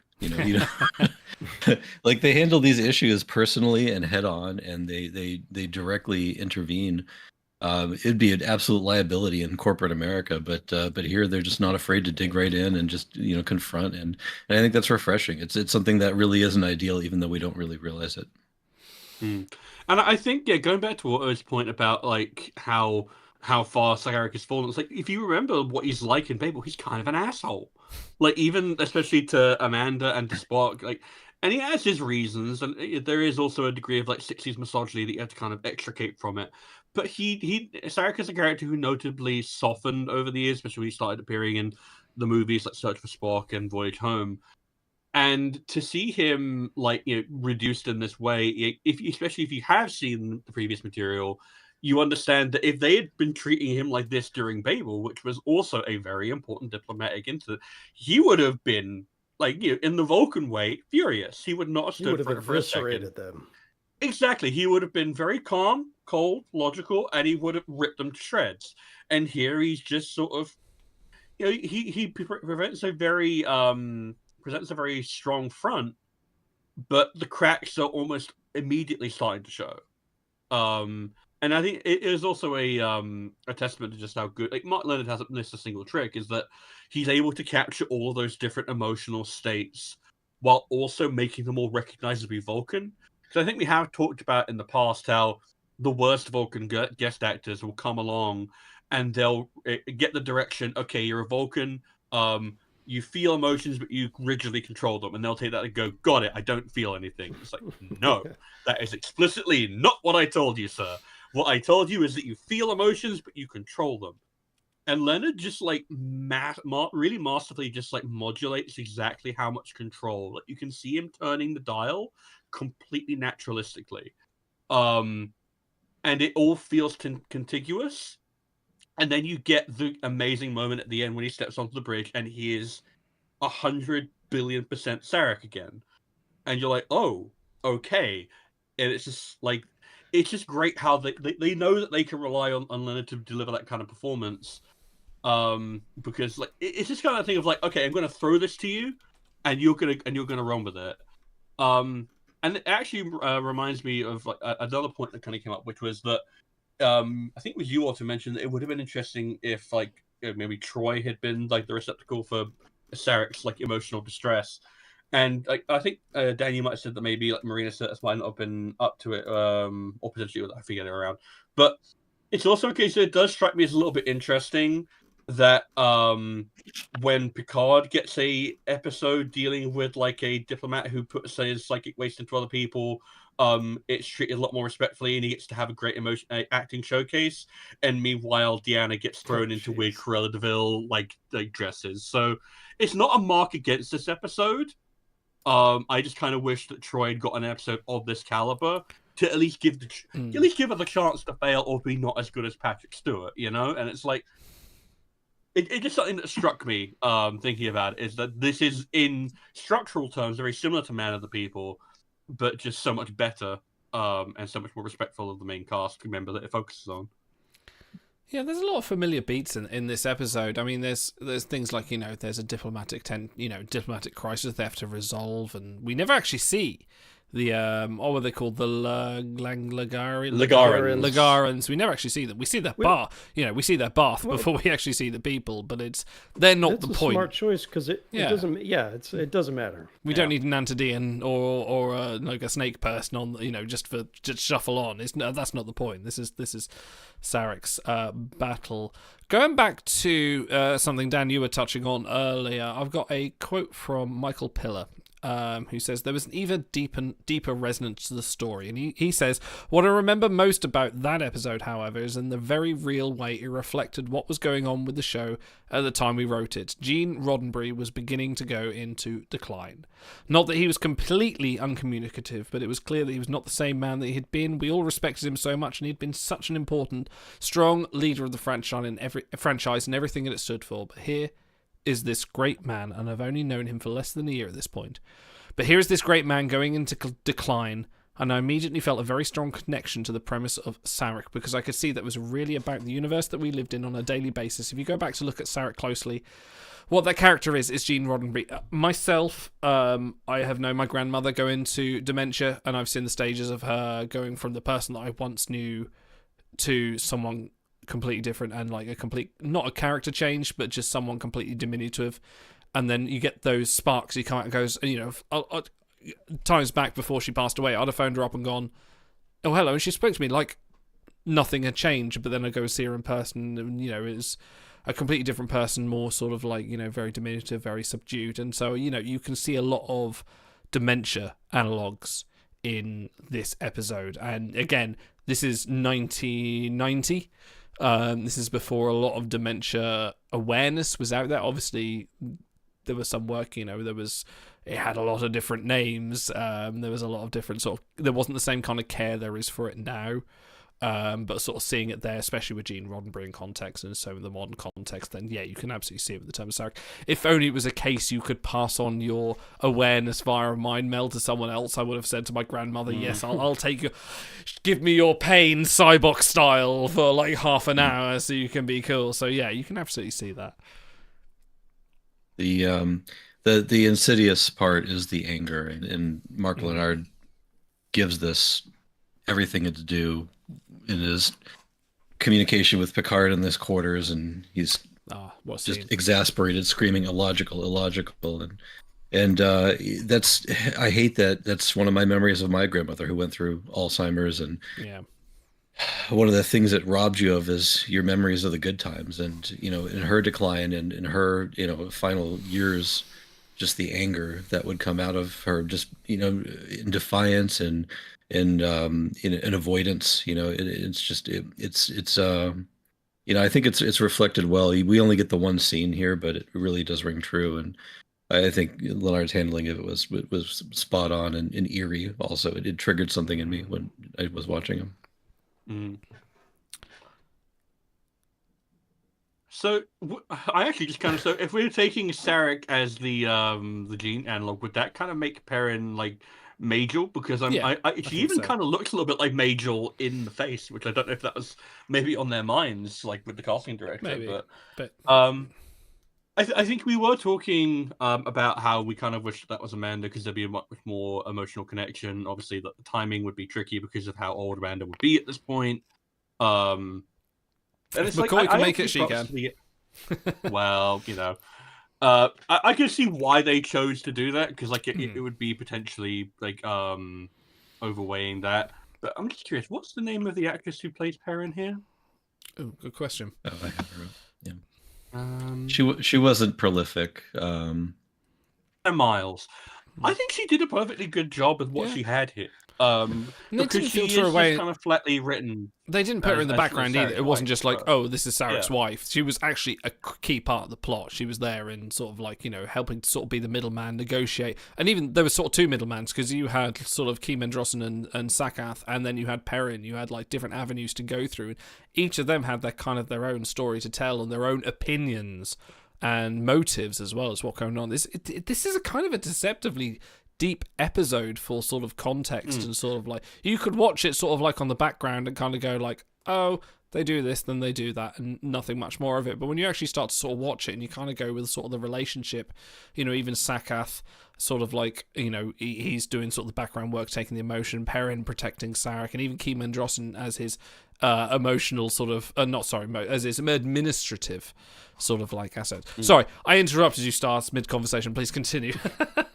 No, you're all good. I was just gonna say, I think Perrin does a really, really good, or Joanna Miles does a pretty decent job considering how flatly Perrin is written. She is just kind of written as Sarek's wife. And I think it might just be a case of like, I don't know if they knew that they weren't really going to be returning to that character, or it was just a case of like, we don't really want to, like, it is Sarek's story ultimately. I appreciate that they go to the effort of having Picard reach out to her in the transport room and say, he loves you very much in like a way that you can tell is extremely genuine and felt. And she does the Han Solo. I know. It's like, yeah, I know. But it's a key moment, right? Because the people that support people going through a mental crisis need that support. They need that reassurance just to let them know, hey, you're steady on. You're doing the right work here. So exactly, yeah. And it is interesting seeing the different members of his retinue kind of represent different avenues of like control of like and of reinforcement, with like Perrin providing the emotional core and just like that reassurance of a loved one. Sakath is doing his best. He's almost in like the role of a doctor, as it were. Like it's mental like discipline, but it's kind Slip of like the Valium on the side, I think, is his implication here. A little bit. And then I kind of almost saw him as an eldest son, just the way that he he really did love Sarek, and you could get that in the not another one. Jesus Christ, they're everywhere. I'm curious actually, what's his Otto, your word count for this episode is going to be very dire. Like, come on, you got to fit in Rocco Sisto, and he has had a few more parts. Yeah, Rocco. Hey, Rocco. Great name. Rocco. And he should really be like wearing sunglasses and like hanging out on like Space Las Vegas. I mean, he was genuinely great. Like his like background acting like behind Sarek when he's having like his moments, like you can see that it's like really weighing on him. And so, yeah, we talked about like how bad like background Vulcan actors can be, but he did a really legitimately good job. They did a great job. Have we ever talked about background Vulcan actors? Sorry. I think it might have been an Enterprise, actually. Oh, okay, that's a good point. No, fair point. Well, just written as flatly dickish, which to be fair they are, but Klingot. Because he just comes at it from a very like logical place, and like you said, you can tell that he cares very deeply for Sarek, but that he cares deeply enough for him that he knows Sarek would want him to put the Federation and the wider whole, the needs of the many, before his own. And that's why he's the one who yields and gives the information first, even though you would think, oh, he's a Vulcan, he's gonna be as tight as a clam, and it's like, no, he's the one who breaks first because he recognizes the wider implications. And Mendrosson is potentially driven by a political career and his want to prop this up, and then Perrin is motivated by the love. But it's interesting to see the different angles and different like aspects they all represent. It's really, really good. Right, how about an episode-specific roundtable type segment? And I'm going to start, because you're right, my word count is way low. I'm enjoying listening to you guys talk. Who would, and I think we can all agree it wouldn't improve the episode, but who do you want to see do Sir Patrick's emotion dump scene at the end? I'm taking Will Riker. I watched the other day... A Matter of Honor, where he's the exchange officer on a Klingon ship. He is so friggin' game. We reviewed Angel 1 on this channel, where he shows up with this big, hairy vest, and he's like, he's ready to go in any situation. He loves to try new things. And more than that, we don't really get to see him go through that range of emotions. I can't think of any time where I mean, frame of mind, I know you love Vital. He gets worked up and angry in that, but to go from that to sobbing, I don't know if I ever remember him crying in Star Trek. So I would love to see Frakes, who's a very talented actor, go through that range, because probably most of those emotions he doesn't get the chance to display in TNG. Would it be incredibly naked and obvious of me to suggest Worf? I do legitimately think it would be interesting, though, because if you think about Worf from a character perspective, he does have to maintain a very rigid emotional control. Like, Let He Who Is Without Sin is an absolutely awful episode, right? But it has that great characterization and background note of him accidentally managing to kill someone in a soccer game when he was younger, and him realizing, yeah, no, I have to hold back perpetually, even though he doesn't always do a great job of it. And like you mentioned, like I don't think like Michael Dorn gets a bit more of a chance to stretch himself emotionally, especially thanks to DS9 giving him access to so much more.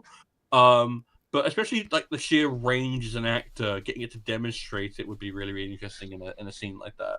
I'm sorry to tell you, Stars, but Worf has less lines in this episode than Chief O'Brien, so I don't think he's going to be anywhere near the contention.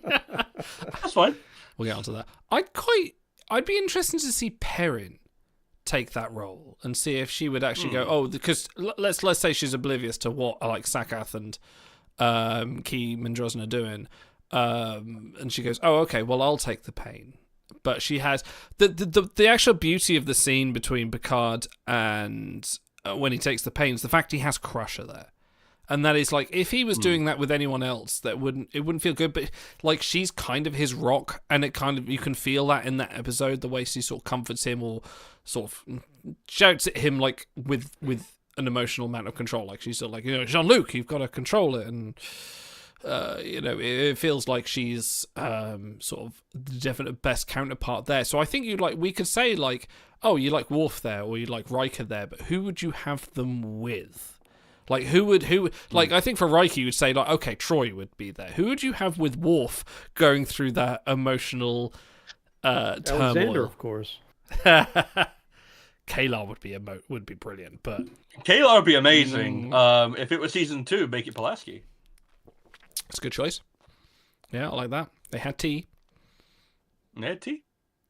Good tea. Nice house. Nice house. Nice ass. Thank you. Dan, sorry. Right, Dan. The pickings are slim, but who do you want to see do the? I called it the dump scene almost. The emotional mind meld scene. Glad you did. Can we not see Worf do the dump scene, please? No.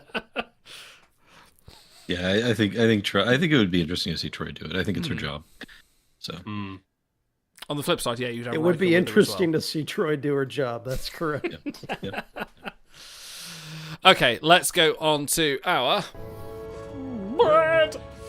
Bread. Gentlemen, what is your most standout moment of the episode? The bread of the episode, the thing that took you out of the fact that you were watching a stellar episode of Star Trek and made you think, wow, this was something that happened in cinema history. Dan, let's start with you. What was your bread of the episode? There's only one clear answer. It's Crusher slapping Wesley. There's how that didn't make it into the pre-roll. Yeah, that's true. I need that. Yeah, shut up, Wesley. That'd be a real soap opera moment to throw in there, but they skipped it. Yep. Auto. Oh, do you need thinking time? Okay, Stars. No, I'm going to avoid the obvious one because we could all take that. It is Wesley and LaForge arguing about their love life. Damn it! Yeah. Neither of them really get that worked up over the course.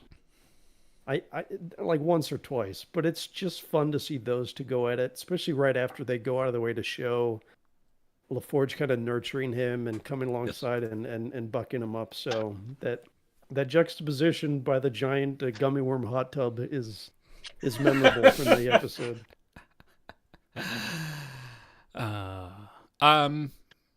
Stars. I have mine. I don't think you're going to steal mine, so I'm going to let you go. I don't think I will. My bread will be the fact that I can no longer look at Kai Mendrozan and not see Jay Leno. It's impossible. That is the character now. What's the deal with Vulcan ambassadors? Yeah. who is a part of Keeman Drozen's band. How many classic cars does he have, do you think? Yeah. How many Vulcan jalopies out of 10? Sorry. My bread is... I'm actually going to go for an underrated scene we've not talked about, but it's actually the conversation between Data and Sakath when they're in there, and Data confronts Sakath about...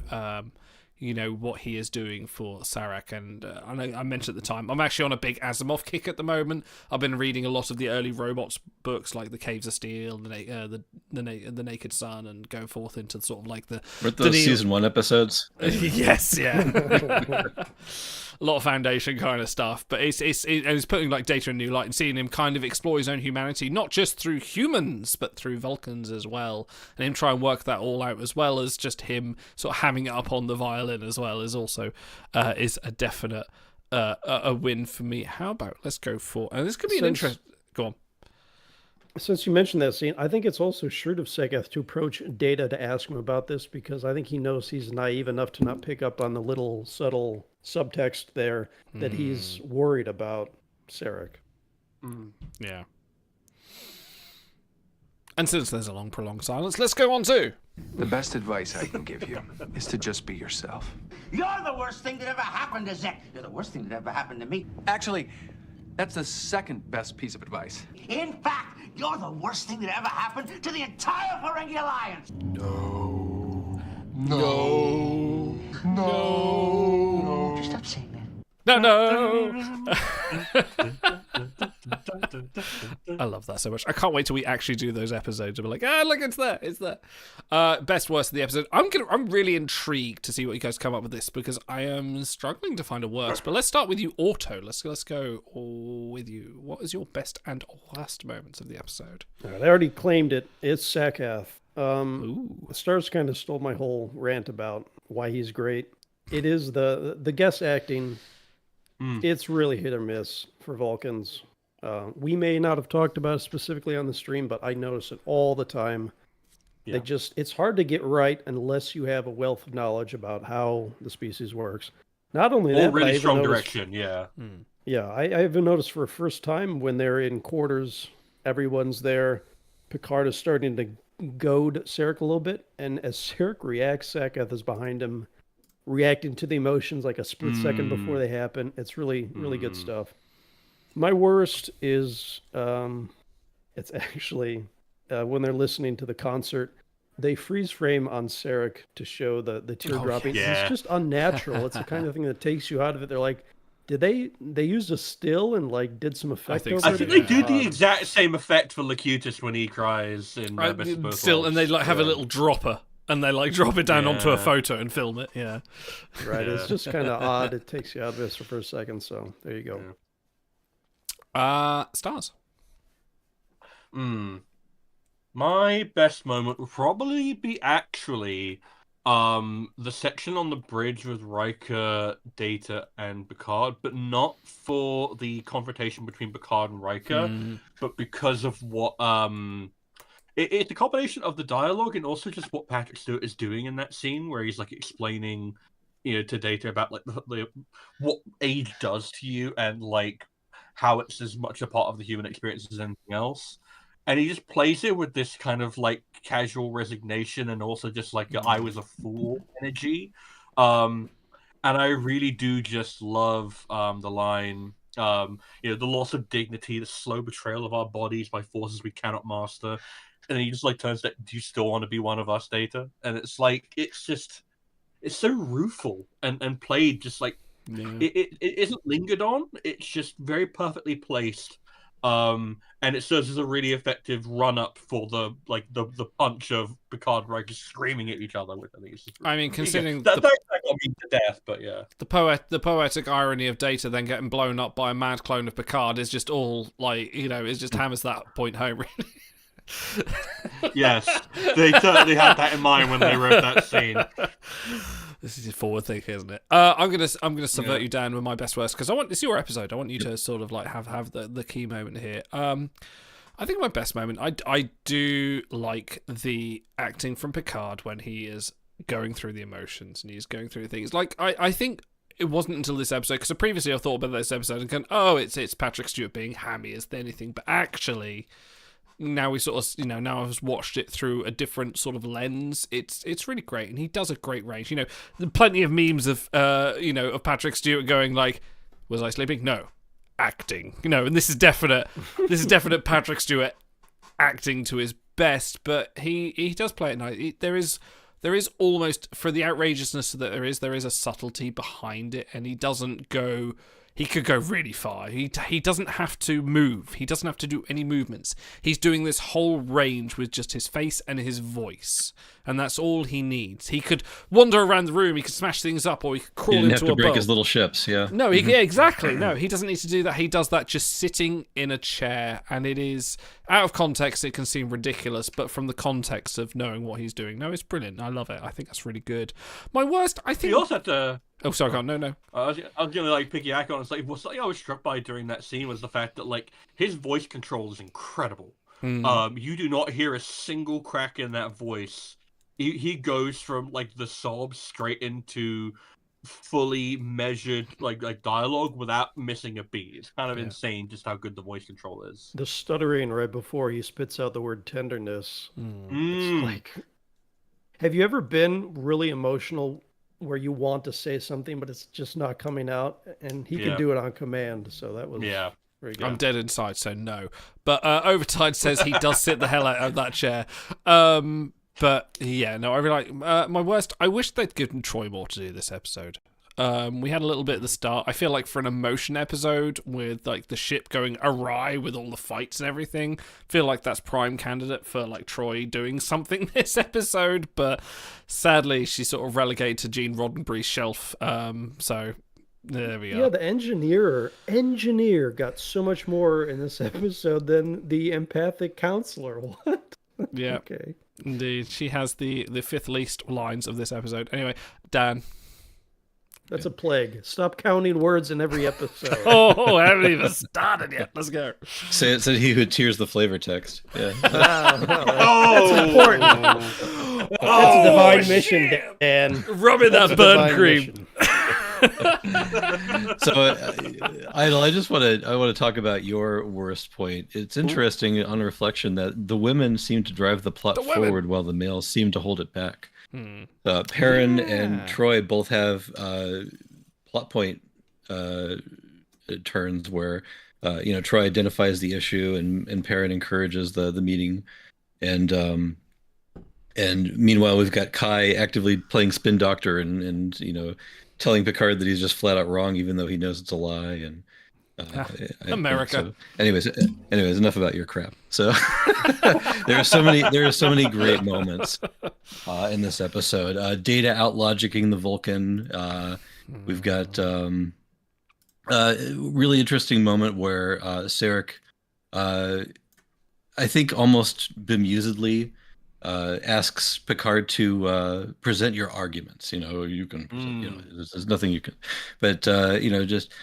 What else we got here? I like some of the Perrin beats where she's almost an equal partner. She's very supportive, But I think the thing that stuck out to me the most in this is just a single 2-word phrase that they used when talking about the mind meld. And there's this great scene before the mind meld even happens where Sarek and Picard are negotiating whether or not this is the right solution. And I think it's a very fair assessment to talk about something with this sort of gravitas. It's the first mind meld we've seen in Next Generation. It hasn't been since the original. Well, I want to say the original series. We got a mind meld with the whales, I guess, but.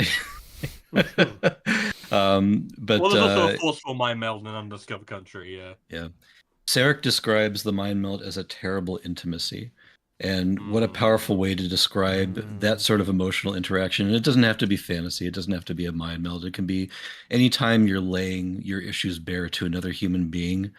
It can be terrifying to present that side of yourself and also to receive that news about somebody that you love. So my best moment is just recognizing that this sort of interaction between people that respect each other can be a terrible intimacy. The worst moment was when the fight broke out in the bar, and Guinan wasn't there to pull out her phaser and stop it. Yeah. Can I just talk about Where was Worf she? holding the two guys and just not like fight, he's just like holding them, Yeah. just like pulling them back and forth. Yeah, Jordy getting caught between people too. The whole thing was very Trouble with Tribbles bar fight scene. And I was gonna say it's way more Blazing Saddles. It's like, yeah, you're right. Yeah. God. Okay. God, can you imagine, like, who's the guy that does, like, Airplane, Blazing Saddles and all those films? Mel Brooks. Mel Brooks, yeah. Can you imagine Mel Brooks Star Trek? Anyway. I think... Spaceballs. Spaceballs, we got that. Yeah, true, yeah. Okay. Anyway, it's time for...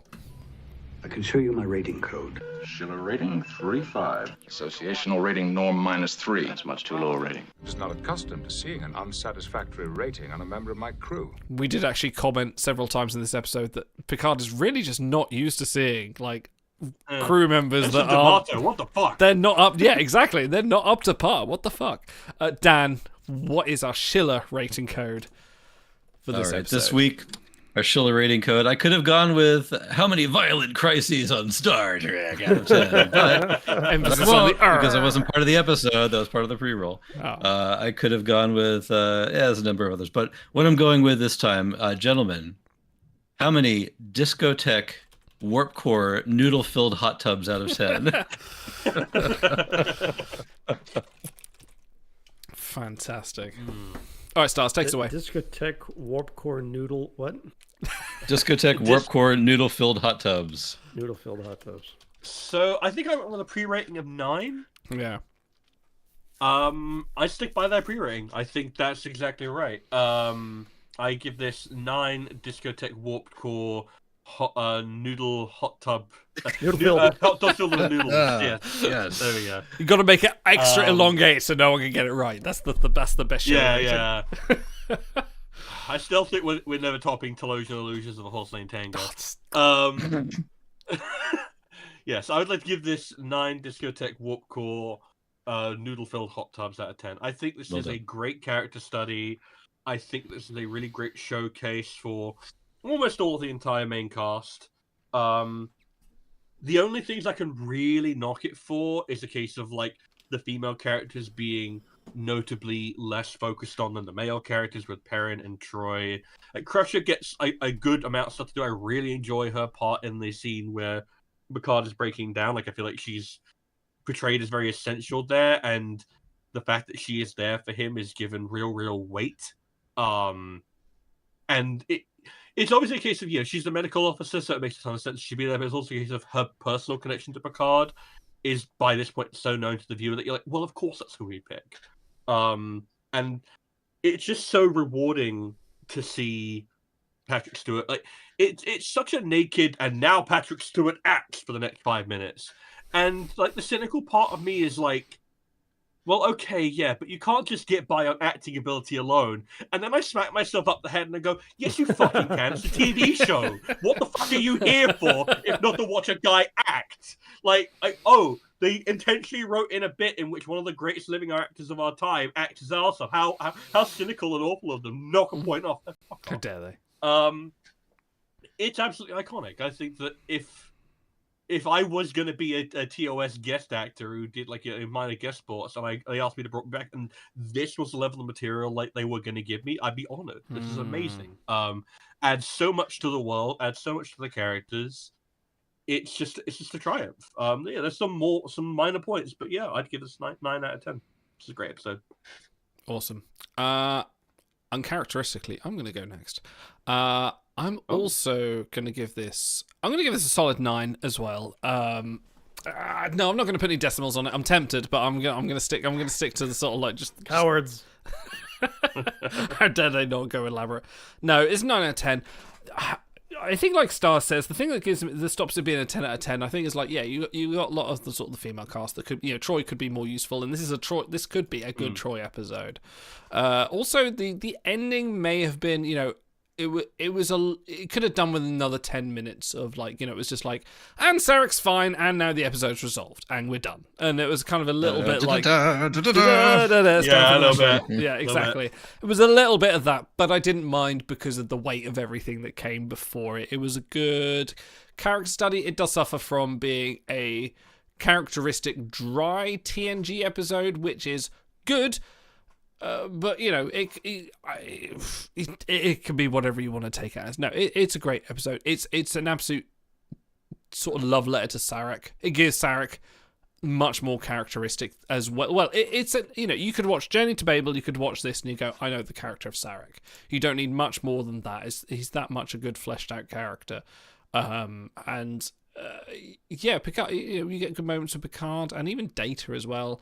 We even get a kind of Wesley being a badass in this episode as well, because he's just like, no shit, Geordie, I'm not going to stick up for your shit. I've had women. Fuck you. You've just had a holodeck. Get out of here. That holodeck cracked. That one slapped. So good old Wesley for that. No, absolutely. 9 discotheque warp core noodle filled hot tubs. I'm cheating because I've got it written down in front of me. Out of 10. There we go. Go Auto. All right, this episode is not for me. And I don't mean I don't care for it. I mean, it's not for me. It's almost listless at times. There's less motion than some episodes.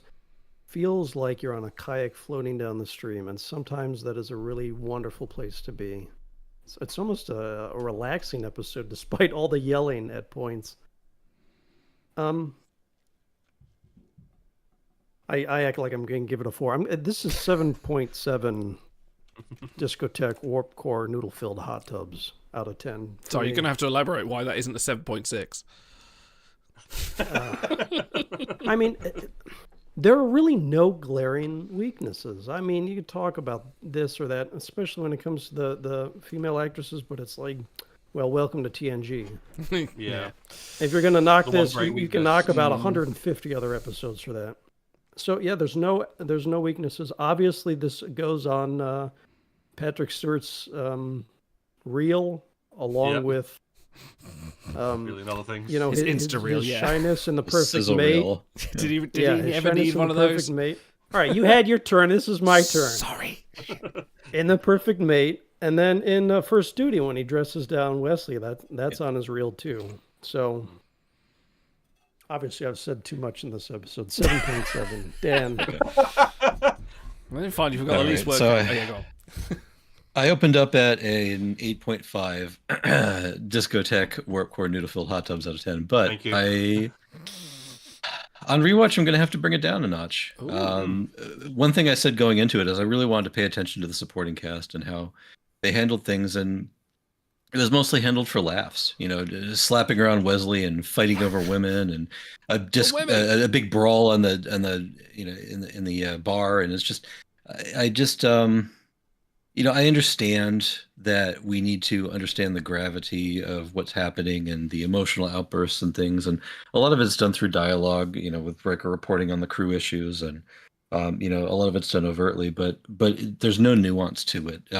Everybody's reaction is the same, just to start coming to blows with each other. And I feel like I was expecting and hoping for a little more range and a little more empathy too. I think if Beverly had held her hand instead of actually going ahead to slap, and just other things that would really help us believe that this is the cast that we trust and we believe in, and that Sarek trusts to handle this delicate diplomatic mission, and really they just kind of got boiled down to just kind of being tropey. So I wasn't real happy about that, but that's really the B plot of the episode, is what's happening to the crew, and it's really throwaway. People got record low amounts of lines to make their SAG minimum appearance on the episode and get their paycheck, and I think it may have been better.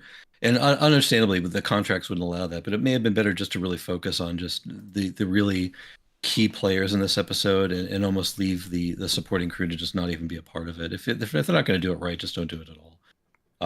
So I'm going to downgrade from an 8.5 to an 8.3. Discotheque, warp core, needle-filled hot tubs. I was expecting Out like of a 10. 5.8 or something like that. No, it's still fantastic, and the message, the bridge to TOS, and the message that this episode delivers transcends any of the flaws. It's an important episode to me, and I hope to the rest of you after listening. So, well, after all that, Yeah, this is. Oh, God, sorry, go on, please.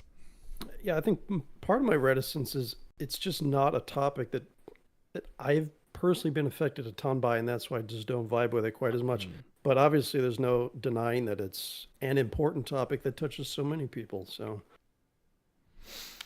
this episode scores an 8.5 average between the four of us, the same level as yesteryear, as the Andorian. No, sorry, 1 point less than the Andorian incident somehow.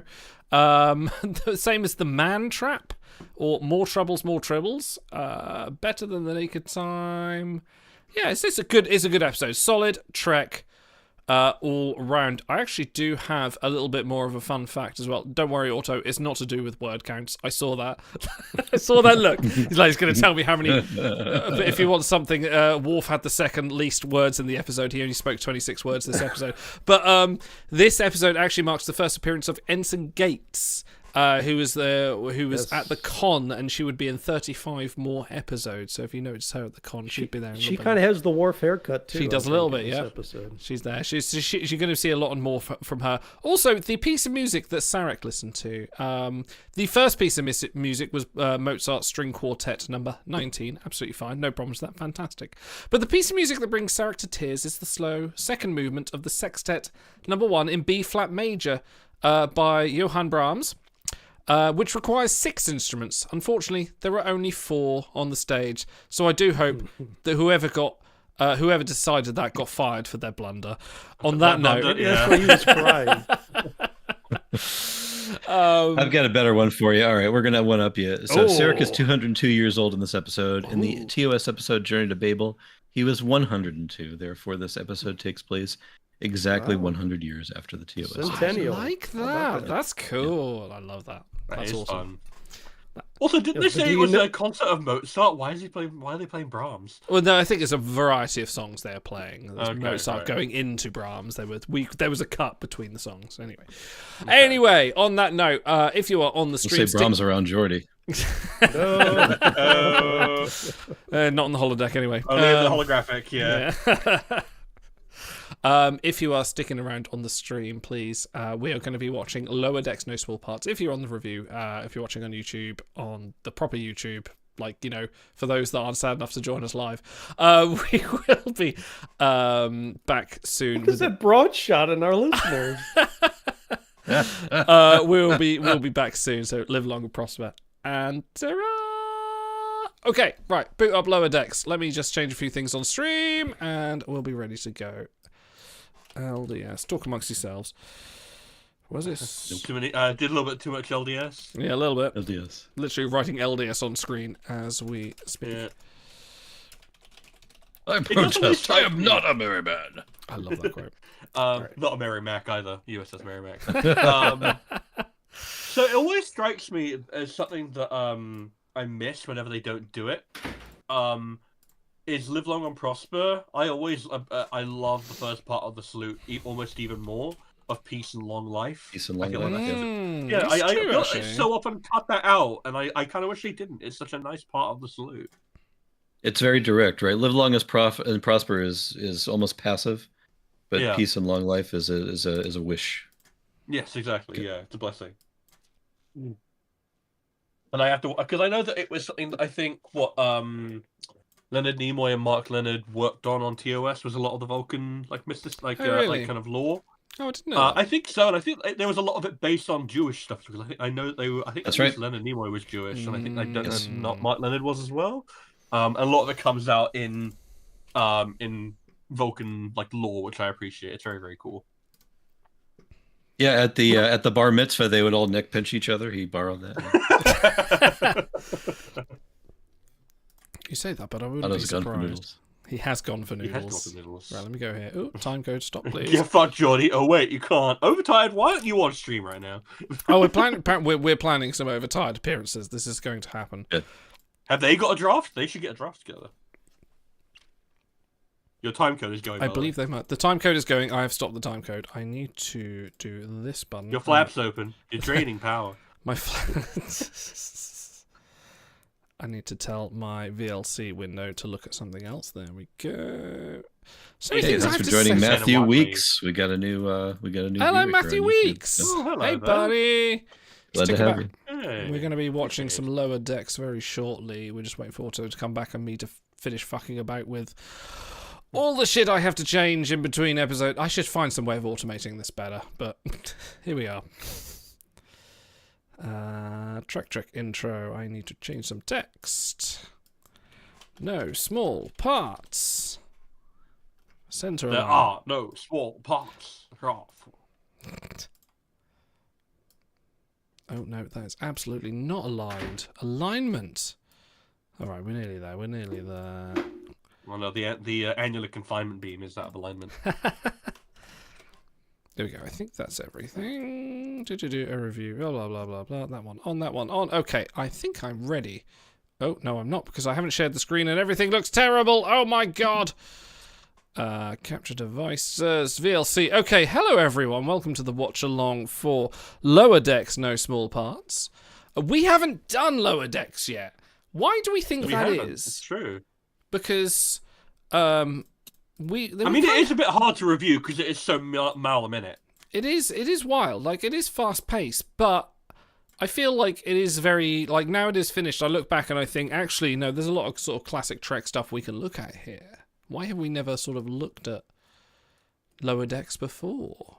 Or maybe there's just so much good Trek we just couldn't. I mean, that's kind of the point of the draft is pick ones that you think are underserved that you love and you want to share why you love them. So yeah, it is hard to review comedy. That's true because, you know, it does insist upon itself. How about we watch a trailer? Shall we watch the trailer? Thankfully, let's do it. Upon itself, does it?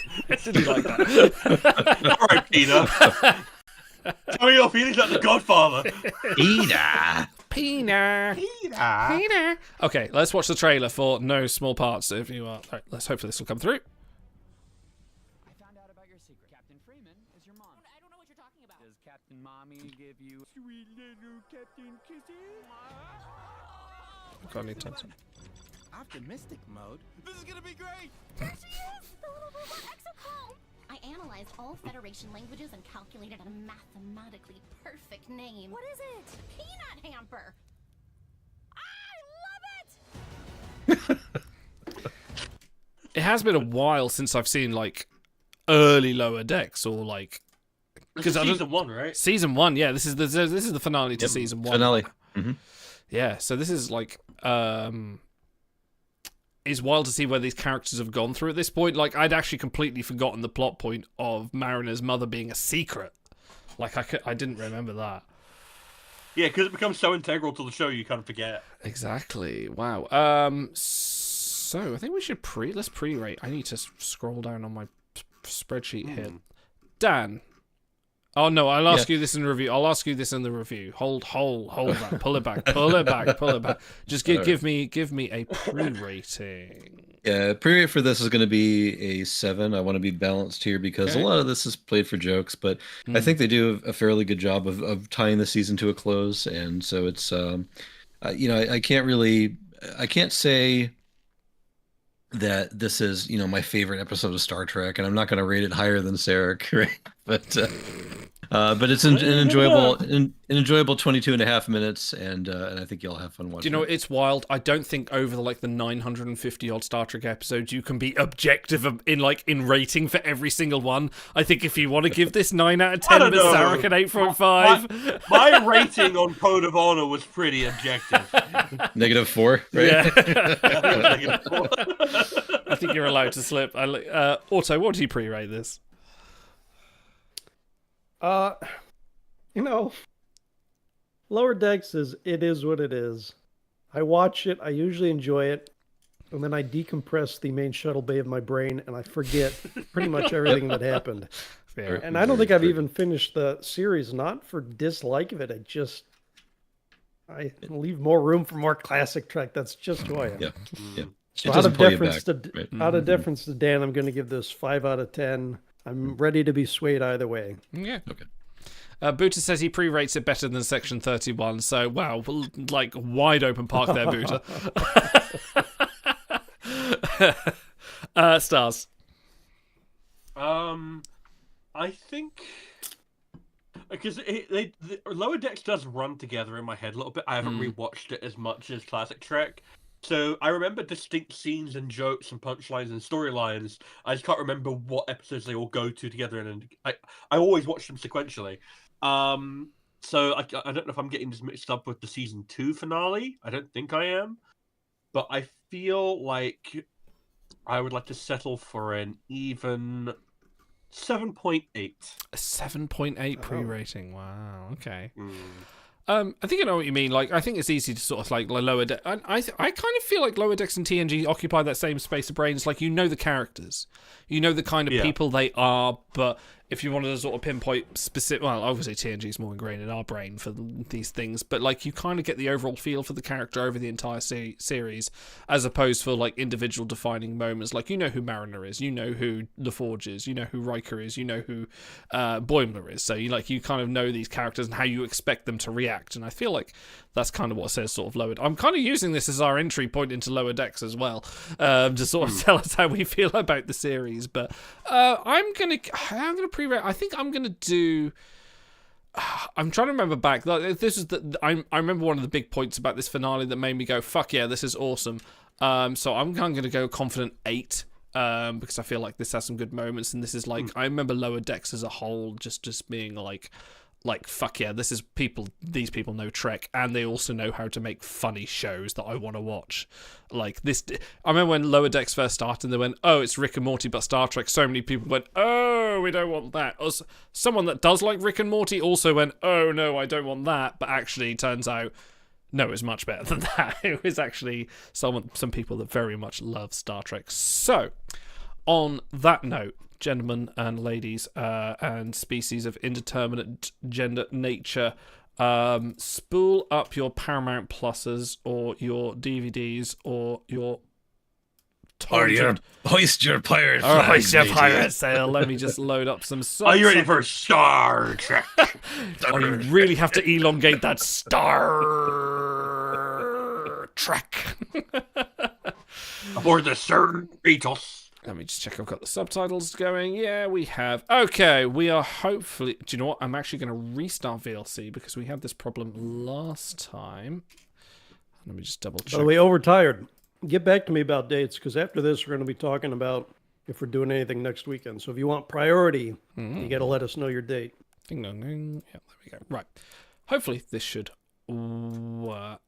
Everything is lined up. Okay, honk load of boobs in chat. Let's go in 5, 4, 3, 2, 1. Punch it. Oh, I hope my subtitles are loaded properly. Dang, dang, Time for a dang. Section 31 Power Walk. I forgot this was back in the CBS All Access days. This is before Paramount Plus. Beta 3. Wow. Landry! Yeah! I remember this. This is I love those this old as sign shot. lists. Oh, wow.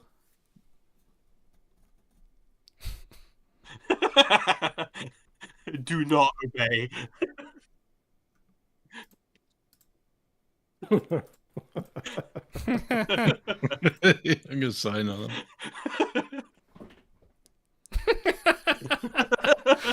I also love the little Starfleet like incident tape. That's right. Yeah. I'm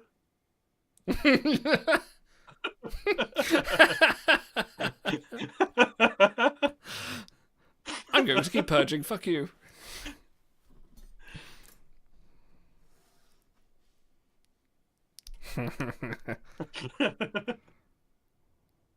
Yeah. Yeah.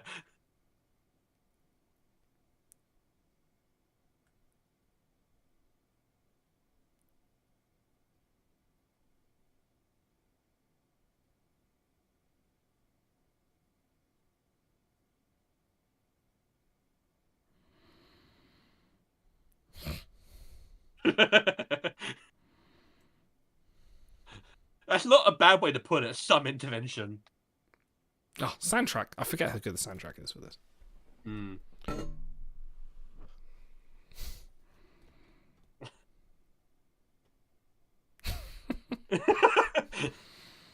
It's a compass, Mariner, but I'll forgive it.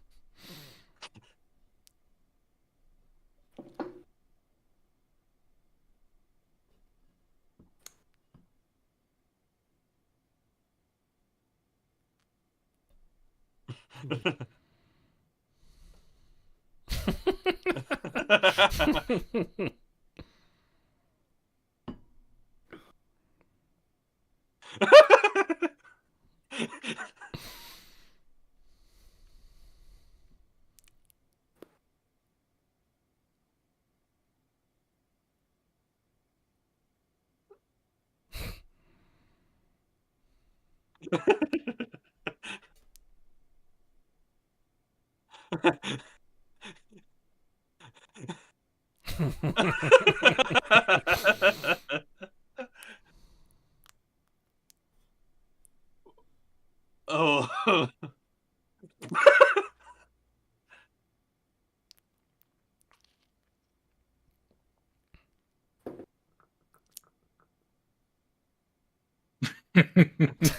Why do they beam to the bridge? That's a perfect cut. Yeah. Nearly a full Boimler scream.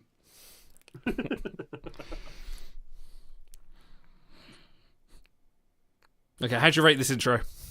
We've never spoken about this one, really. It's pretty high up. S+. No, we talked about it. Yeah, It's S+. great. It's my favorite one. Really? Wow. I do love that it evolves as the. The last series was unhinged. You could tell they were just like, oh shit, only 5 seasons? Fine, put everything in the last one. Yeah. We had gags ready for the next 7, but you know. Like Lower Decks getting 7 seasons. It's a mission would have been- statement. Yeah. Oh man, so basic. Such a basic fight scene. No. Such a basic fight image. Basic male image. Yeah. Yeah. It's ironically the only new Trek intro that the melody I have memorized. I really like Strange New Worlds intro. I do as well. I Only do as well. Discovery. Strange New Worlds I actually do forget more than I do Discovery. I remember more. I love Prodigies. Prodigies might actually be my favorite. That's a great Prodigies show. is good, but it goes on a bit. It goes on a while. Oh, I love that it goes on for a while.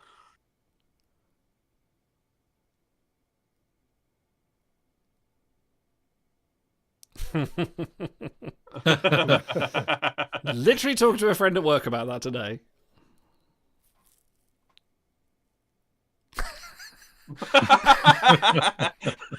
I love the idea you have to take your shoes off on the bridge.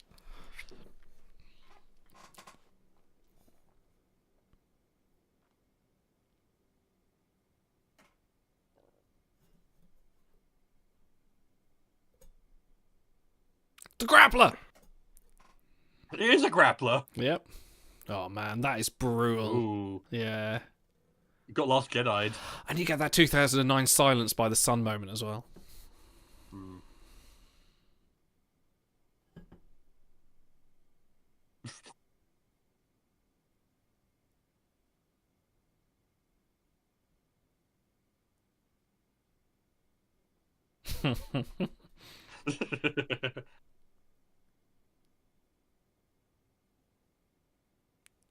I love that. That's...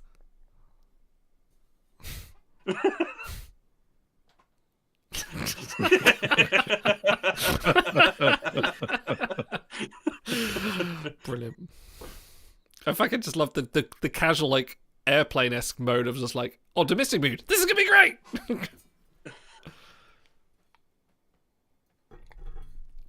Fucking peanut hamper. Fucking.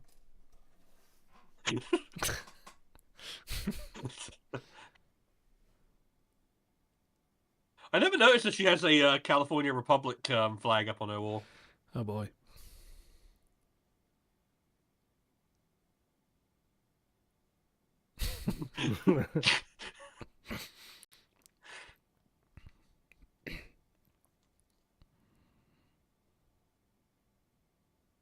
Oh.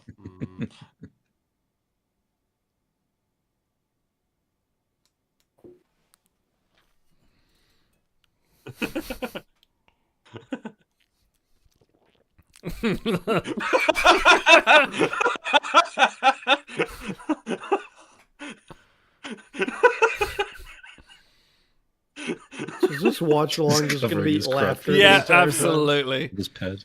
We may. I mean, is that a bad thing? Oh, this guy.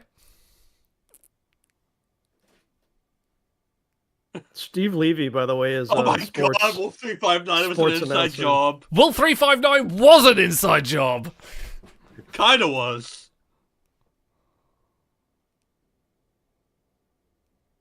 Okay, that one's false.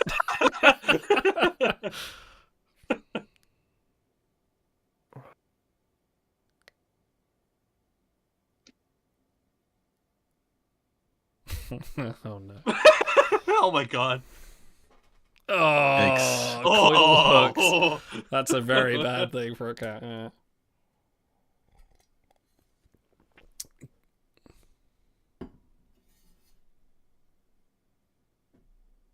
Titan, Titan, Titan.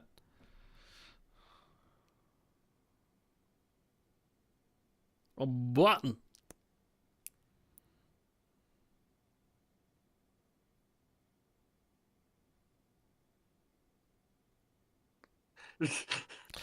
Hand pies a thing? Is that not just? Is that just like a Cornish pasty? Maybe. Where's Andorian Jen?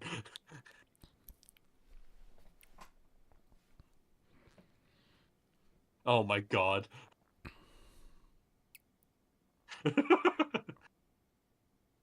It's the sack. The sack. He loves the sack. Oh my. Get phased. Man, there are so many little things in this.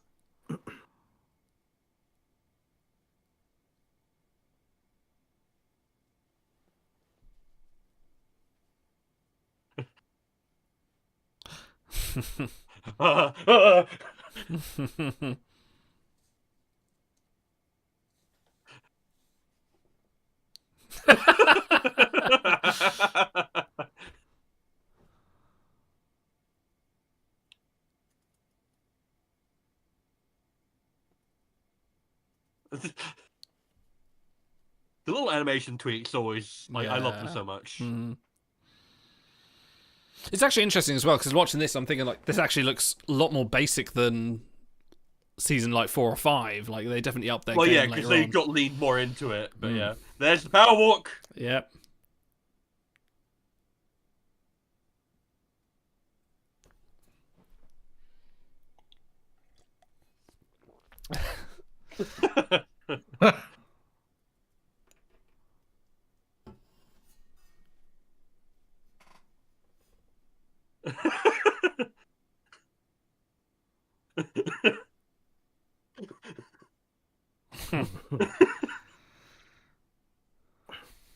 Oh, the shuttle day.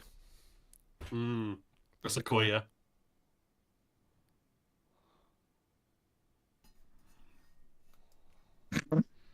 What was the episode of the exocomps? Was it the ensign? No, it wasn't the ensign command. It was No. I forget.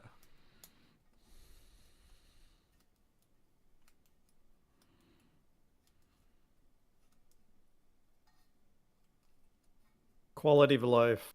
That's right.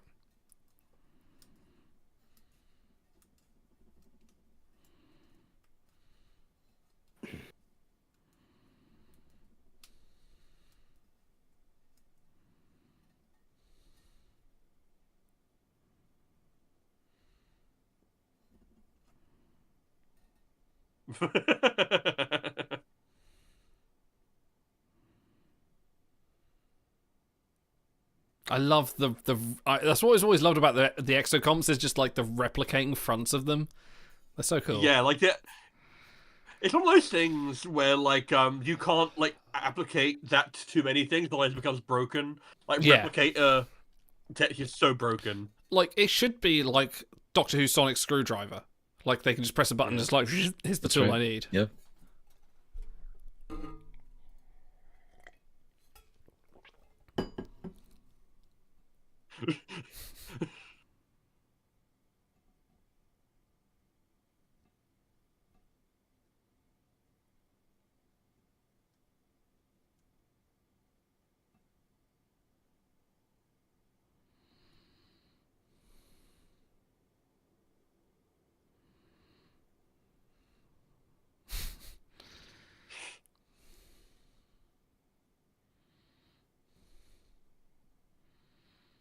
Yeah, get that ship shake.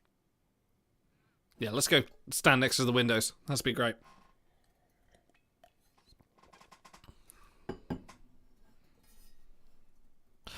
Oh, is this the episode with J.G. Hertzler? Might be.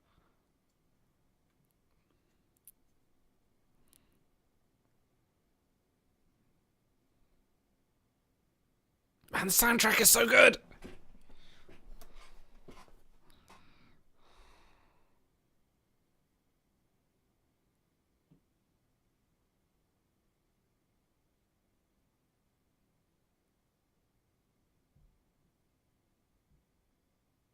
Shut this down. Shut this all down.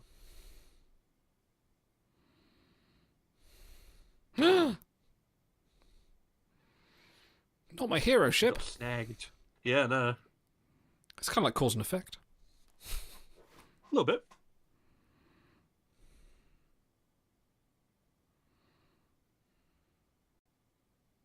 No, it's not the J.G. Hertzler one. It's a different episode. Yeah.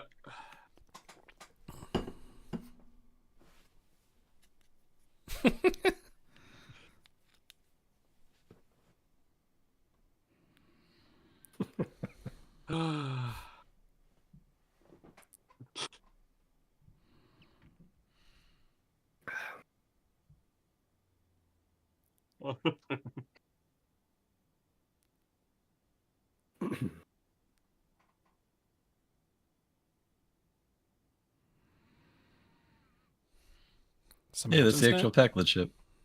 Yeah. It looks almost like the diagram they show of the scimitar when it's getting like scanned at the beginning of Nemesis. Mm-hmm. Yeah.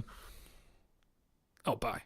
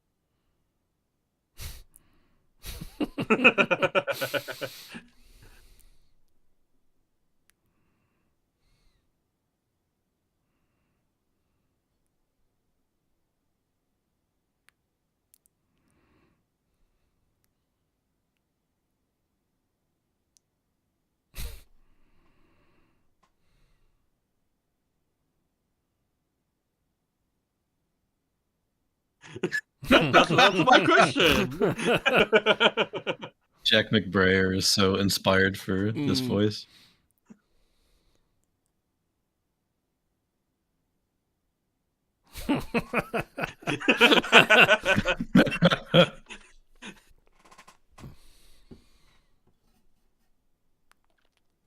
It's a cool transporter effect.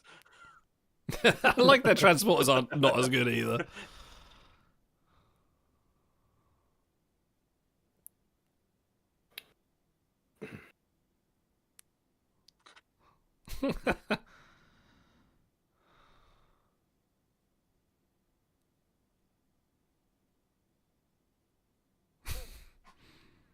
Spock's helmet. Yeah.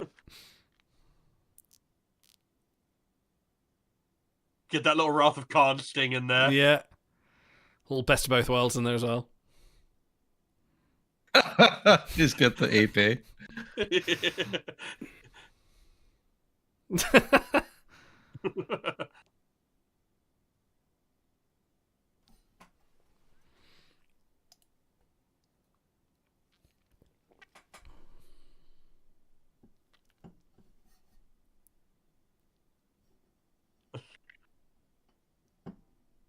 chocolate.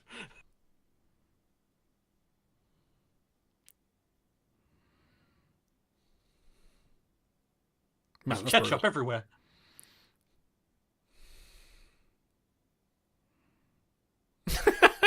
I never know.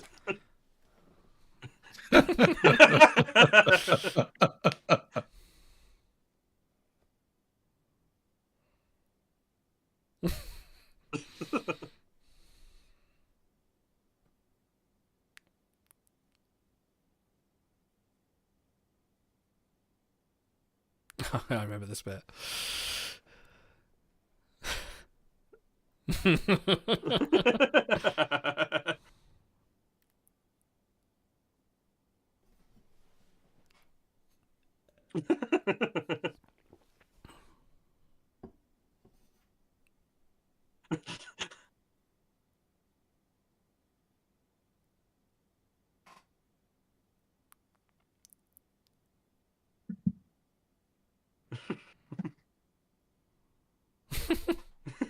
Bro mode.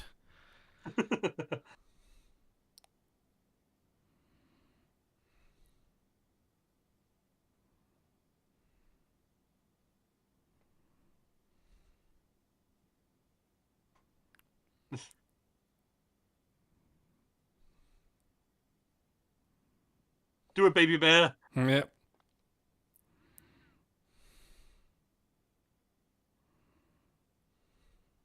I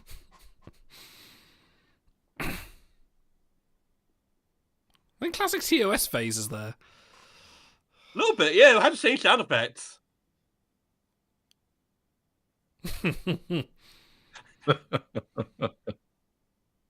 He didn't even get to eject the warp core.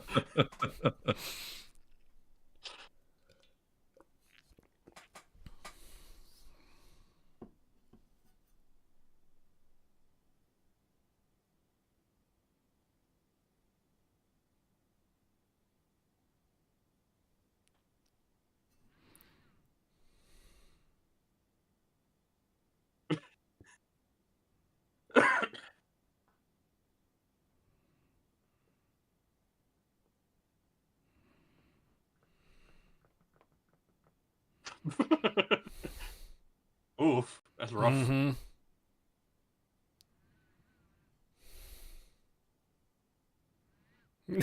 I forgot he just shoves it out into space.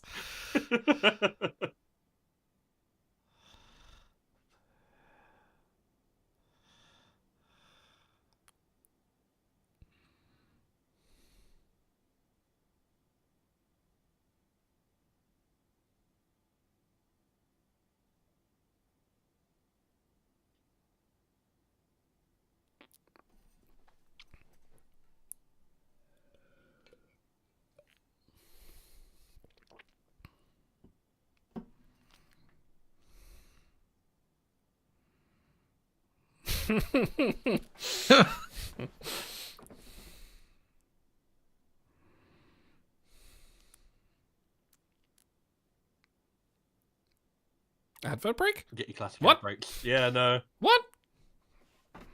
Syndication. Yeah!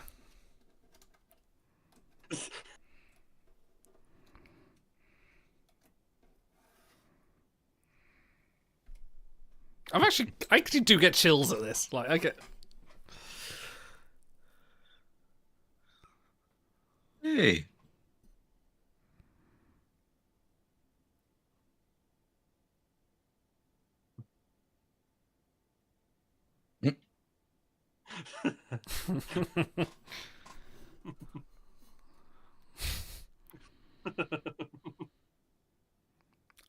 Titan is such a good looking ship. It's a beautiful design. Make us go! Make us go!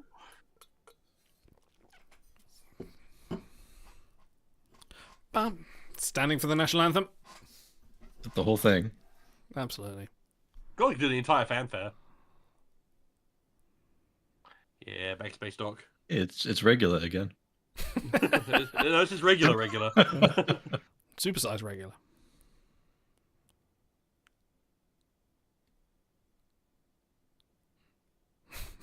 Boo. Speaking for Otto there. You mean the S-class sovereign class? I don't dislike it. I just don't think it's like the greatest thing ever.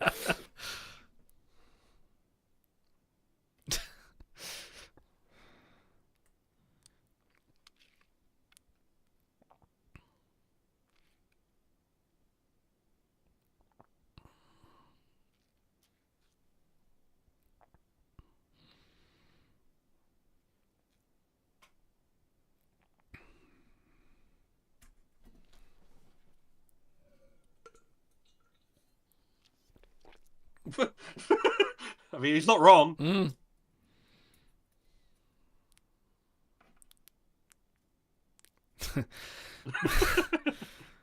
Be such a wild thing if he woke up from a coma and were like, okay.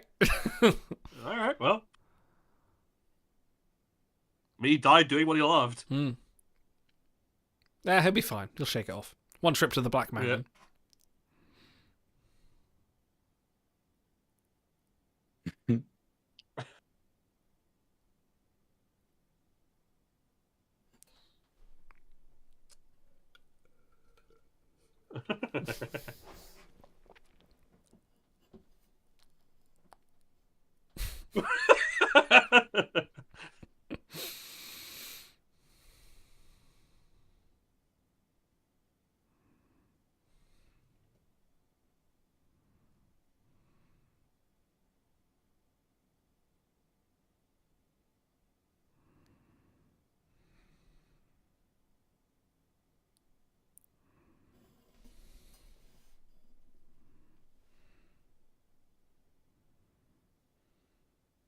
It pains me.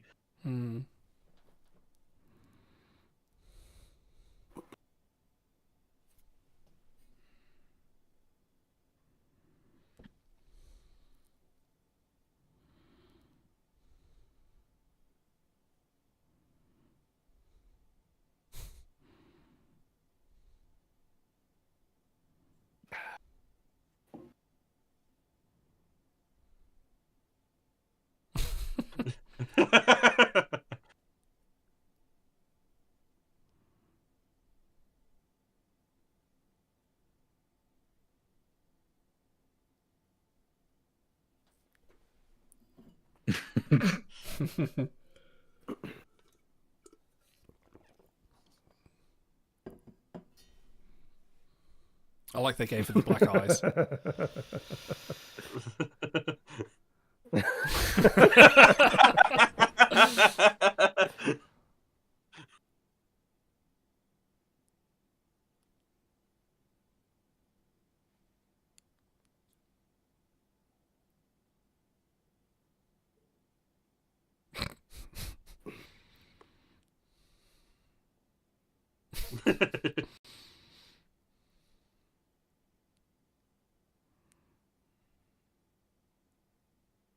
Boomla. Boomla.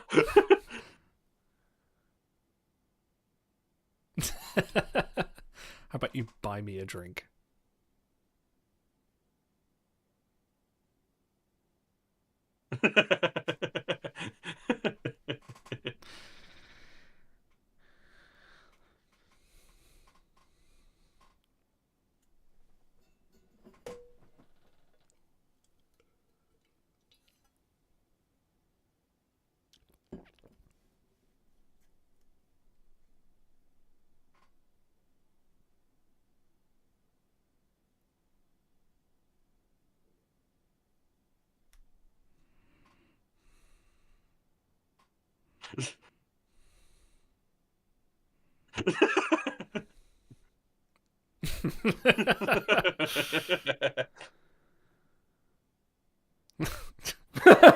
Jesus.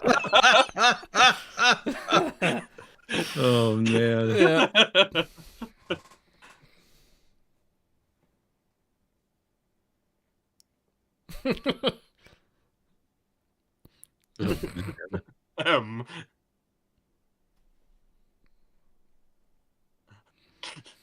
Yeah.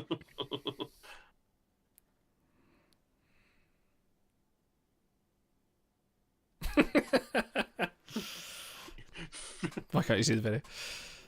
Oh, and Discovery commercial. Okay, we don't need to see that. Okay.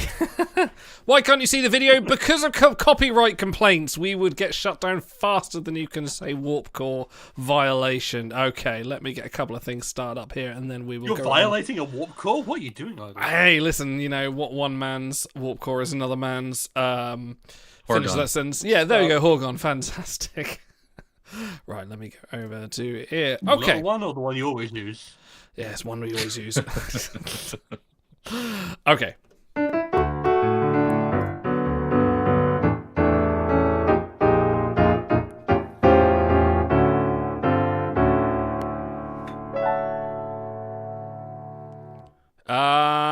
Yes, welcome to Star Trek, Trek, our ongoing journey through everything that is Star Trek, and we have just watched our first Star Trek Lower Decks review, and it is, of course, the finale of Season 1. What a better place to start our Lower Decks journey than the end of a storyline. But with Season 1, Episode 10, No Small Parts, as selected by our wonderful co-host, Dan. Dan, why did you pick this episode as part of your draft? What inspired you to say, hey, you know what? We've not watched Lower Decks before. Let's get right into it. Let's go with a feature film of an episode. Yeah, so during our draft, I wanted to make sure I represented all the different walks of Trek life. So Lower Decks was among them, and this one stood out. We got great cameos here from a number of Trek actors and non-Trek actors. I pointed out during the episode, I love Badgie. Jack McBrayer is fantastic. I loved him in 30 Rock. Also, another lesser-known comedian, Rich Fulcher, plays the Pac-Lid captain. I love Rich Fulcher! If you know Rich Fulcher, yes. Yeah, if you know Rich Fulcher as a comedian, he's an inspired choice for a Pac-Lid captain. Yep. Snuffbox is ever in my head. This episode also, Lower Decks is kind of, I don't know, just schizophrenic, and it really jumps, and there's a lot of irons in the fire, and they jam it all into 22 minutes. And this one actually takes a different approach. It's really more of a narrative episode. They actually tell one story. They follow it through the beginning to end. They tie up a lot of the ongoing through lines of the season. They actually did a pretty good job with this for it being just a kind of a Family Guy show for laughs with Star Trek characters thrown into it. So I think it elevates it a little bit above the remainder of Lower Decks. I wouldn't say this is a fantastic episode of Star Trek, but it's a good episode of Lower Decks. Fantastic. This episode was directed by Barry J. Kelly, who also did some other Lower Decks episodes, mostly Second Contact, Moist Vessel, and Two Vics, not Two Vics, but Two Vics of not that episode. It was written by Mike Mahan, obviously we know as the creator and showrunner of Star Trek Lower Decks. So I have a question. Does anybody know, not assume, but know how a director interacts with animated shows like this? I would assume it would be through storyboarding and animatics. Yeah. I think there's with anime, because there are different directors for there's lots of animation stuff going on. I think there is definitely a less of a focus on camera work and screening and filming, and more sort of like you say, starts with animatics of framing and pacing, especially imagine a director in animated stuff is more sort of linked to the editing world of things. So why do you bring it up, Otto? Do you have some insight? Because what I've really appreciated about our reviews is it's helped me look at the different parts that go into episodes, primarily the directing. Like we talked a little bit about this last episode, Sarek, some of the camera work. If you listen to directors talk about the episodes, they do the live action stuff. They always talk about, well, this is what I wanted to capture, or I did it this specifically this way to evoke this. And I imagine it's got to be much more difficult with animation, because I don't know, can you just ask them to redraw things the way you're imagining it in your head? It's got to be a terrible strain on the animator's wrists. Yes. Well, so my only real experience with this from a creative point of view is that I have had art commissioned in the past. And that's a fairly straightforward process where you got someone, you say, I've got this idea for a scene with these characters, and then they'll go, okay, cool, here's a rough sketch. And you go, can you change the posing on that? Can you do this? I really like this aspect. Can you dial that more? And then they do revised sketches, and it's okay, cool. I imagine that there's like key scenes that you would want to do that for, like really break it down in terms of like specific character tics and character moments, in terms of like, you know, Shaq's getting blown up. You want to, like, the director would have been sure, I want to make sure that he is smiling and laughing and having a great time as he's being blown up. I want, you know, this specific detail, these specific like character bits. But if it's a case of we're doing an action scene, well, you know, we've already put in the character bit of we're going to be using these classic TOS and TNG props. So just interact with them however you like, and you probably are a bit more hands-off there. But that's kind of thing with animation, is that while you don't have to worry as much about like where you're placing the camera, you kind of have to worry about it even more because you are the camera. You have total creative control of exactly what you're looking at any one time. There is no aspect of it that is an accident. You don't have any incidents of like a little Starbucks cup sat on someone's table. There's no one ever going to get caught in the mirror in a boom shot, you know?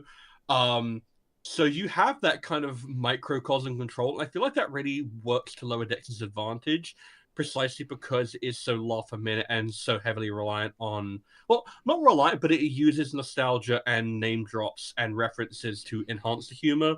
Like, stuff like the Spock helmet and the batleths and like all the little like tweaks on the EPs, for example, that they aren't remarked upon at all. Like, it's entirely possible that an animator was just like a massive Star Trek TOS fan, was like, I want to have Sulu's like fencing sword here. I think that's the biggest compliment of Lower Decks that I can give, is that it doesn't use, like in other ways, it doesn't use like the Star Trek history as a main focal point of the plot, but uses it to enhance like the jokes for people in the know.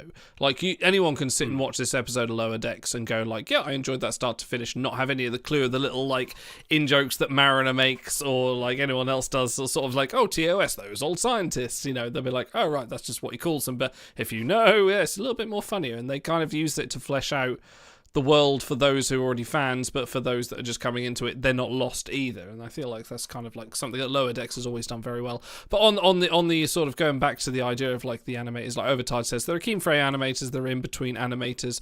But the one scene that kind of sticks out to me as like being like a very directorial choice is like in the intro to this episode, where you have the other Cerritos class ship. And it goes to warp with the grappler attached to it, and you get that kind of almost Star Trek 09 shot of it being ripped away, and you know, it's silhouetted against the sun, and it's actually quite a dramatic shot for a Lower Decks episode, and it's very purposefully done. That feels like that's a directional choice as opposed to just a kind of like by the numbers Simpsons, Family Guy-esque kind of animation. Yeah, like I imagine that would have had key art that would have been sketched out. The director would have gone, I want this, this, and that. Can I go with this color palette? It's a different kind of direction, isn't it? It goes slow-mo, and it actually reminds me of like the early 2000s Disney animation, turn of the millennium kind of. I actually got Mulan vibes in that shot that you're talking about for whatever reason. So it's very heavily stylized.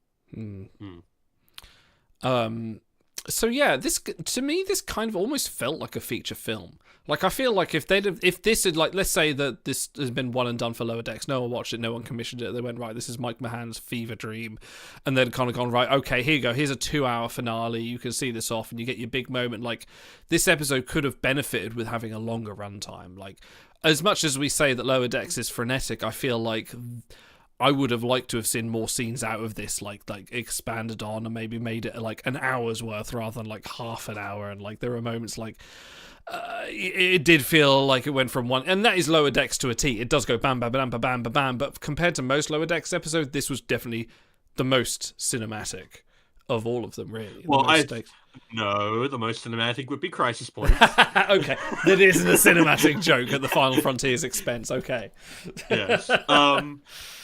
I don't know. It's one of those things where it's like I almost don't regard, like, if you regard like Lower Deck seasons as a movie in and of themselves, because like if you stack the episodes up against one another and like just watch them sequentially, you kind of get like an extended movie. It's around about what, like, 25 minutes each. You add up. Maybe like three and a bit hours. I think they didn't really do that to like season 4 and 5. I think season 5 definitely, like, I'll agree with you there. They had like a through line, but I feel like this 1 and 2 weren't. There's a lot of stuff here that like it's like you get all the stuff like Shax's relationship with Rutherford with Baby Bear. You get the whole Badgie callback. You get the entire thing with Mariner and her mother, which is, again, as you remarked, it's a secret at the beginning of the show, which would be this would be a great final act, like thing to come into the final act. Boimler's been gunning for a promotion since the first episode. Yeah, precisely. Like Tendy's character is well established as like the eternal optimist by this point. Like all the pieces are in place, and I would be very curious to just like kind of watch. Like, it'd be very easy to cut all of the Lower Decks episodes into a movie just by cutting off the credits and like kind of stapling them together a little bit. And I'd be curious to see what that would hold up as a movie. I feel like it would actually be pretty decent. It's just a case of the way it's presented as a 20-25 minute episode makes you view it very differently. And there is kind of an attitude of, oh, it's not as serious. Well, there's some really good character work going on here. Like the emotional beats still hit. I still care about these characters. And when it decides to take itself very seriously and be about Star Trek, I think it arguably succeeds more than, you know, a lot of like Discovery's kind of more half-baked attempts at it with the whole "we are Starfleet" type thing. I think Lower Decks comes at it from a more earnest and more earned perspective, where it's like going from the scrappy underdogs. And I feel like it absolutely lands every time. Like I've never gone into a Lower Decks a moment where you can feel that they're going for something emotional and gone, oh, that didn't really come across properly. It's like I always feel like they always manage to land it. I feel like we're very polarized as well, because we've kind of gone a tale of two halves here, because we've had the very dialogue, slow, drawn out, heavy Sarek episode, which we've just watched, into this sort of like very frenetic action. Dan, did you intend that to be such a polar opposite? No, but I did want a nice palate cleanser, so we get that. Definitely. Just for a fun fact, if anyone wants to know, this is the this episode has the second most amount of words spoken in a Lower Decks episode. The first being the finale of season 5. So this did jam a lot in those 20. There was 4,190 words for those wanting the. Oh my gosh! So that we were wow. and. On the terms of Star Trek, that's not a lot. Like, that's like down in the ratings, but it's in 24 minutes. Like, there are TNG episodes with less words in it than this. Quite a lot of them. So, you know, if everyone's thinking this is quite frenetic, that's why. Otto and Dan, any more to say on this? And now you talk. So, yeah, there were some sweet moments. You know, I think that it was pretty obvious even from the first episode that Mariner and Mariner were related. You know, Mariner and Freeman were related, and so it's one of those things that, you know, I guess I thought maybe I just missed something because everything comes at you so fast. Like I thought it was implied and everybody understood, and I didn't really understand why it was such a big revelation in the final episode. I guess maybe that's the humor of it, is that it's so obvious to the viewer that everybody is like so surprised, and, you know, whatever. That's a joke beat. I think there is a sweet moment. Well, I guess we'll get into best and worst later on, but yeah, I mean, the episode delivered, and, you know, I really particularly enjoyed the space battle scenes too. I think they did a great job directing that and making sure that was impactful and visceral, and the, you know, as far as you pointed out, the soundtrack was amazing for it. Like, it's really well done. Everything is executed well. Yeah, yeah, very good. Yeah, everything is executed very well. I can't really point out a lot of faults to this, other than that it's just so fast compared to what we're used to. Awkward silence. Fun voice actors. So obviously we've spoken about Jack McBrayer in this episode, and Rich Fulcher as well. Ghost Snuffbox with Matt Berry, amazing series, really weird but worth it. Also, we had Nolan North was in this episode, a very featured voice actor. He played Lars Lundy. Drake, yeah. He plays Lundy, Lars Lundy in this. Merrin Dungy, who was the interviewer from Star Trek Picard from the very first sort of like episode, she was in there. She was also featured in Babylon 5 of all things as well. She was in King of Queens. Yeah, that too. Seasons. I was waiting for you to say 24. Everyone's been in 24. Echo Kellum, who people might know as played Mr. Terrific from Arrow, from the CW series. He was in this as well as the lesser Mr. Terrific. The other Mr. Do you know what? He was actually a pretty good Mr. Terrific in Arrow. I'll give him that. He wasn't bad in that. We had Ketha Donahue as Peanut Hamper as well. So I want to touch on Peanut Hamper. Peanut Hamper is probably one of my least favorite characters in all of Star Trek. Not because of this episode. This episode was hilarious for her being in it, just going like, "Oh, you can do this job," and she goes, "Fuck you, I'm gone. bye. But no, there's another episode that comes in like season 2 or 3, which is just. I think it's season 2. Yeah, it's. I don't think it's bad. I think it's just a good don't- episode. I just think you don't like. Yeah, I think you don't like it. That's not the same as it being a bad episode. Well, no, you I are. think it's out to do exactly what it went. I think we had this discussion when it came out, and I was of the opinion that. And I think I remember does saying exactly what it intends to. You just disagree with that premise. you are correct, and I expect you guys to sway me the way I swayed you guys about the motion picture about it sometime. But let's have that discussion sometime, far in the future. But yeah, no, Peanut Amber's debut in this episode. I kind of love the exocomps. So we spoke about this in the watch along, but the exocomps replicating nozzles. I think that's a great little sort of gimmick, and I want a penknife that does that. I also have to say, like, I think that one of the Lower Decks' strengths is that it has so many different types of humor that do operate. Because you've got what I would identify as like, the Family Guy gag, which is like stuff like Rutherford's like mode switch on his implant. That is explicitly a Family Guy Optimistic mode. This is going to be great. It's an excuse to do silly voices, excuse to like you liven that up. And then you've got like the reference humor, which is stuff like Landrew, which is hilarious if you know what it's referencing. Even if it's not, even I'm still doing the Red Hour. It's like, but I just bought a new sky. And so it's one of those things where it's like even if you don't know the reference, you can kind of tell that it is a reference to something, and that like it still works on its own merits. It just works so much better. But then you have the humor that arises. Sorry, I had this a lot watching Frasier when I was younger. That's typically an adult show, and they have adult humor. And so they would make a joke, and I wouldn't get it, but it was so expertly delivered, I would laugh anyway. And I feel like sometimes they pull out the same thing here. Yeah, no, I feel like that's exactly correct. And then you have the writing, like the humor that arises from the writing, which is stuff like Mariner suddenly decided to button up and pull down her sleeves and change her hair, and you're just like, that's freakish. Stop doing that.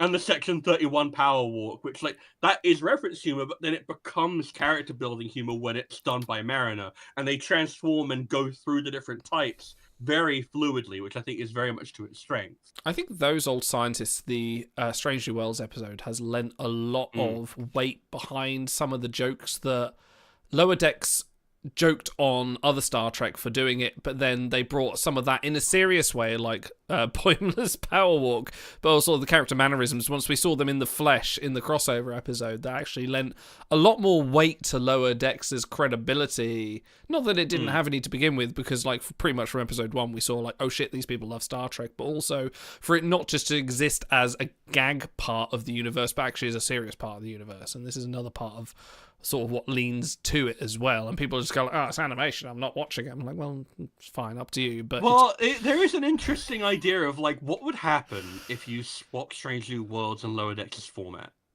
What do you think Lower Decks would look like? Isn't that what they did with season 3 of Strange New Worlds? Well, that's because I'm literally like thinking about it. Like, what would happen if Strange New Worlds was the animated show and Lower Decks was the more realistic show? Would you then take Lower Decks more seriously, even if it was basically the exact same show, just maybe like 2 episodes stapled together? Would you take it more seriously, or would you take Strange New Worlds' thing more seriously? Is it a case of the tone, or is it the presentation, or is it both? That kind of means you view it differently. I think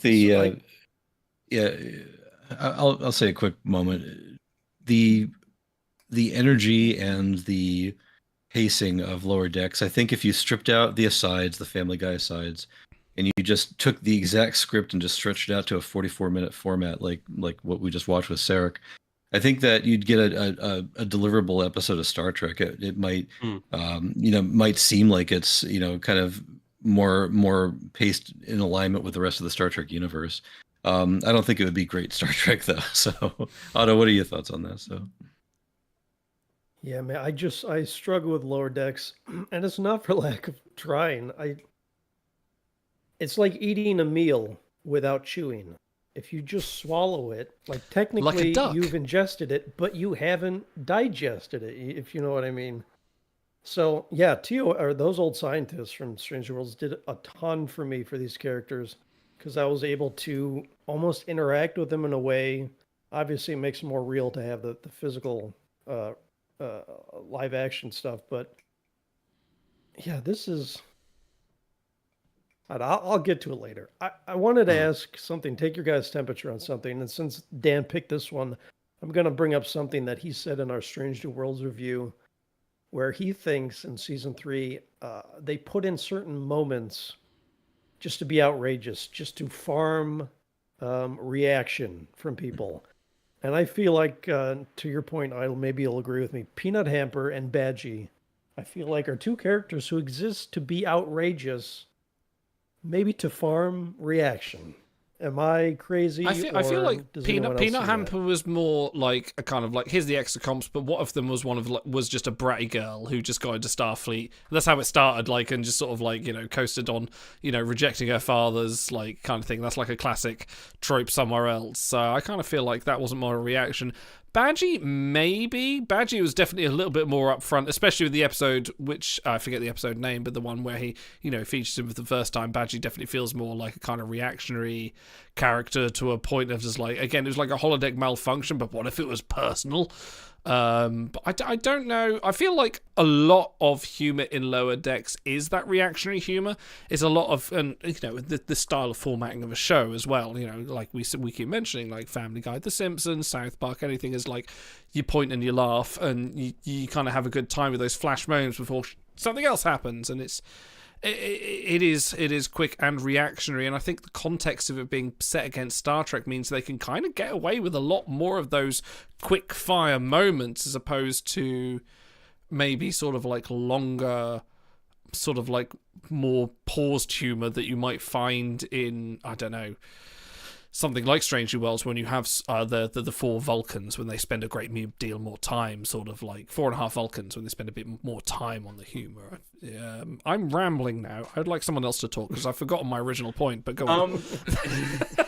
So I have a bit of experience with this in the comic book world, because in the comic book world, what you'll often have is there will be obvious instances of the writer putting in a panel or a line of dialogue or a joke or something that is plainly, obviously meant to be cut out and then posted on Reddit or Twitter or wherever, or Instagram or Twitter, TikTok or whatever. And it is so obviously a plea for attention. It is obviously a case of like, signal boost this and like, here's your thing for the day. It's part of your content feed. And a lot of the time, those moments feel very artificial, or they're out of character, or they just make you kind of go, you look at it and go, that's really, really craven. And I always look at it and I go, I think that Badgie and Peanut Hamper come from a much more organic place than that. Like Peanut Hamper is a spin on the classic Trek trope of, we have this noble mechanical race that is fighting for its right to existence and sapience. Its data struggle, put into a different, less humanoid format, anthropomorphize this, makes it anthrocentric. And then they take the common humor thing of, okay, but what if they weren't a noble individual who was suffering, and like, what if they were just an asshole? That's the secret fourth Avatar film from James Cameron, is like, what if the Na'vi were just assholes? Well, I think that might be the new one. But it's just like, that's a very obvious, like, what if this noble, wonderful, incredible was just an asshole? And in its own way, it kind of adds to the point about exocomps in them being people. Guess what? Sometimes people are assholes. You don't get to... Yeah, the entire point of the exocomps proving that they are people and that they have their own right to sapience and sentience is acknowledging that they're going to develop sets of personalities of their own, and there's going to be bad ones. Like, you can't... There's no such thing as a race of entirely good people. It doesn't happen. Unless it's the Justice And Badgie... Planet. Well, yes. Nothing wrong with them. Not a thing. And Badgie, meanwhile, is just like a take on the Clippy humor. It's, you look like you're trying to do something. Can I help? And I think that is maybe more in the realm of like dated internet humor. Like, I feel like Clippy is one of those things that even now you talk about, and most people of a younger generation will go, "What the fuck is Clippy?" Oh, that's the thing from the memes, yeah. Yes, exactly. But I feel like because of like the age group that Mike Mahan is, that it's probably an actual genuine place of, I fucking hate Clippy, that little fuck. what if he was blown out into a holodeck program and he could try and kill me because of all the times I've told him to fuck off? And I feel like that's a lot more naturalistic of a place coming at it as a Star Trek fan with an idea for a joke than I want this character to become a meme. So in answer to your question, I feel like they're a Auto, bit more honest and sincere. in answer to your question, Auto, no. That's my personal feeling. I can totally see how there is obviously so much attention and time belabored on it, and there are so many jokes that involve them, and they keep on coming back. I can absolutely see why you would go, yeah, you're overplaying this, you want this to farm attention. I can absolutely see that perspective on it. Well, just the name Peanut Hamper is like very millennial humor, like LEL, look how random I am. And I'm like, because all those instances you mentioned about the journey towards sentience, that happens in TNG. It doesn't happen in this episode. In this one, it's like, so. Yeah, it's part of the reference humor. That's like, it's a legacy. But Dan, since you put the idea in my head initially, I want to hear your thoughts on those two characters. So Peanut Hamper, well, I do agree to a certain extent that I think they're chasing the dragon of I Demand Honor, that the GIF that, you know, was inaugural to the series and, you know, still shows up and is referenced, you know, daily by Trek culture. And so they're constantly looking for that next GIF that they can make, or GIF if you pronounce it that way, where you know, it'll just kind of take over and keep the mimetic nature of the episode going. But the problem is there's just so much, you know, and what are you going to pull from? Like, which moment are you going to pull? And I don't think this episode has one of those solidly, but it certainly tries with, you know, spilling all the contraband out and having all the referential stuff in there. The Vulcan sword spills out in the EP, and the what else? I think Spock's space helmet is yes, part of the trash in there. Remco 1976 Star Trek Space Fun helmet.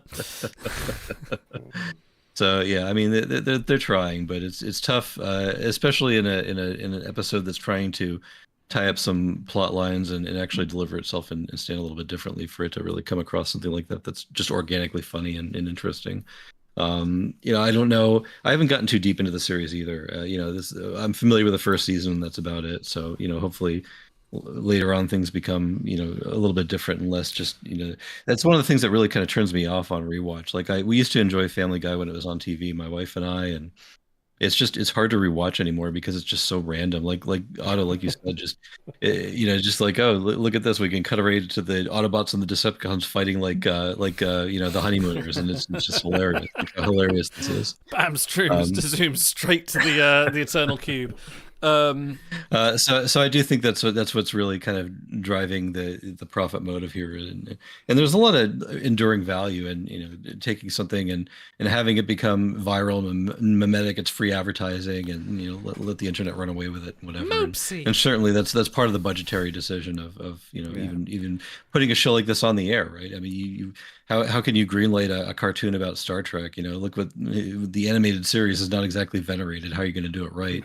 Well, because it'll drive revenue and get people to subscribe, right? So Listen, you got to do that somehow, and it's got to be, especially for something that is paywalled. Like, you know, we talked about this being a CBS All Access show, something that people cannot watch unless they've already put the money down. You need to have something that reaches out and pulls people in from outside. So I think that's entirely the motivation behind the spectacle of Lower Decks. And, you know, they just failed to find that one moment in this episode.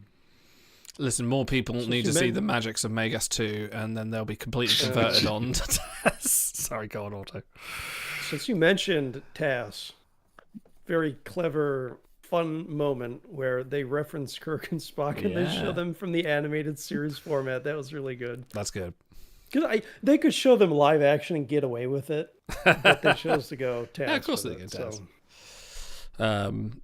Good So at segue. risk of the review being longer than the watch along, maybe we should. That's very true. So let's do some. Gentlemen, what was your bread of the episode? I'm gonna elongate that bread even more as we go on. Stars, what was your bread? Single most moment in the episode that stood out to you, like Cisco rambling bread at us was in that episode of Babel. Gentlemen, Wolf 359 was an inside job. It was! Wolf 359 was a job. I'm sorry, that's the gag of the episode. What's the melting temperature of tritanium? Yeah. Phasers can't melt titanium warp beams. cores can't melt Borg steel. But but then he follows up and goes like, yeah, the Dominion aren't real. The Dominion War didn't happen. Yeah, the Founders aren't real. The Dominion War didn't happen. I was like, okay, now you're wrong with it. Like, guess what? That's the referential humor. But if you're in exactly the right spot, that hits you like a fucking freight train. That's quite funny. That's perfect. That's a good one. Dan? What about Sure. you, Idol? What's your... Oh, we're going to Dan, it's me. your episode. Okay, wow. My brain. episode. I'm going to go for just the Titan appearing. And that was like, I remember watching it the first time and I was thinking, they mentioned the Titan at the start and I thought, is that a reference or are they actually going to do it? And then they did. And not just that, but they used Sean Tarongo's USS Titan Lunar class design, which for those that don't know, this is actually quite an old design. So back when Pocket Books decided to do a USS Titan book series, back when the relaunch series, when Star Trek was like dead on the air, we didn't know when it was going to happen. They said, all right, let's do a series of books about Captain Riker and the USS Titan, and this was like back in 2008 or something like that. It like, was post Nemesis. Post Nemesis, right. and they had a competition, and they said whoever can, design us the ship, and we'll make it official. So Sean Tarongo, and we have interviewed him for our charity stream. You can find it on the channel somewhere. Him and Bill Krause and oh shit, who else did we interview? Fuck, that's going to be really embarrassing. The other one. Yeah, that's not. That's terrible. Oh, you're a monster. Shit. You're a monster. Thomas Marone from Star Trek Online. There we go. Thank you. Just watch you twist on the wind. Sorry, Tom. They're watching right now. Yeah, I know. Shit. Anyway, but yes, Sean won the competition, designed the Lunar class USS Titan, and yeah, after all this time, they actually brought it in for canon, brought it in as an actual design, and it was on Star Trek Picard as well. So, that was a great moment. Not just seeing the Titan, not just seeing Riker, but seeing this fan design actually come in and swoop in and save the day. And I was just like, yes, because they could have gone and just made any design. It could have been an ambassador class just for reuse assets, but no, they actually went in, modelled the Lunar class Titan, consulted with Sean Tarongo, and just went through. And so that was my bread of the episode. How about you, Dan? There's a couple of moments that stuck out to me, but I guess one of the things, just from having experienced the whole first season in relatively short time, you can binge watch this pretty easily. It's how when Freeman is knocked down by the Packlet in the corridor during the fight scene, and she's just collapsed on the floor in a bloody heap, and so Marinette just says mom and runs over to her, gets blood on her hands, and that's the one moment in the entire episode where she's not babbling. She's just at a loss for words, and it's very brief. Cause like Otto said, you just don't have the time to chew and digest and really reflect on much that happens. But they took a specific moment there to just show that, for all her bluster and her kind of over the top nature, that there's a moment of introspection that she had there. So yeah, I just thought that was interesting. Auto, butter my bread. It's the pacing. I forgot how crazy the pacing is in Lower Decks. I haven't seen it in a while. It's the reason I haven't finished the series. But to be positive, I will say it enhances some of the humor. When they're going, something catches you out of left field, I'm like dying laughing. I'm like, okay, that was good. And the fact that, they don't linger on it. They're on to like 3 sentences later by the time you're done laughing. Yeah. That really works in their favor sometimes. I will say this, this is a hectic episode.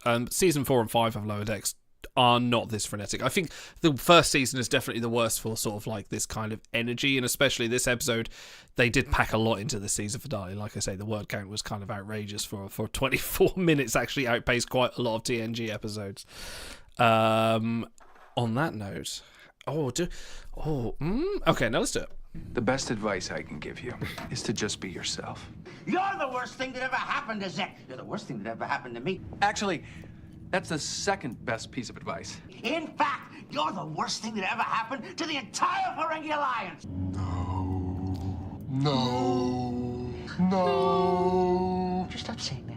Da-da! Dun, dun, dun, dun, dun, dun, dun, dun, dun. Okay, best way, I nearly considered doing 5 minutes for this, but thought, the only answer everyone would have given was to add another 20 minutes to slow it down. So, Auto, please give me your best and worst moments from the episode.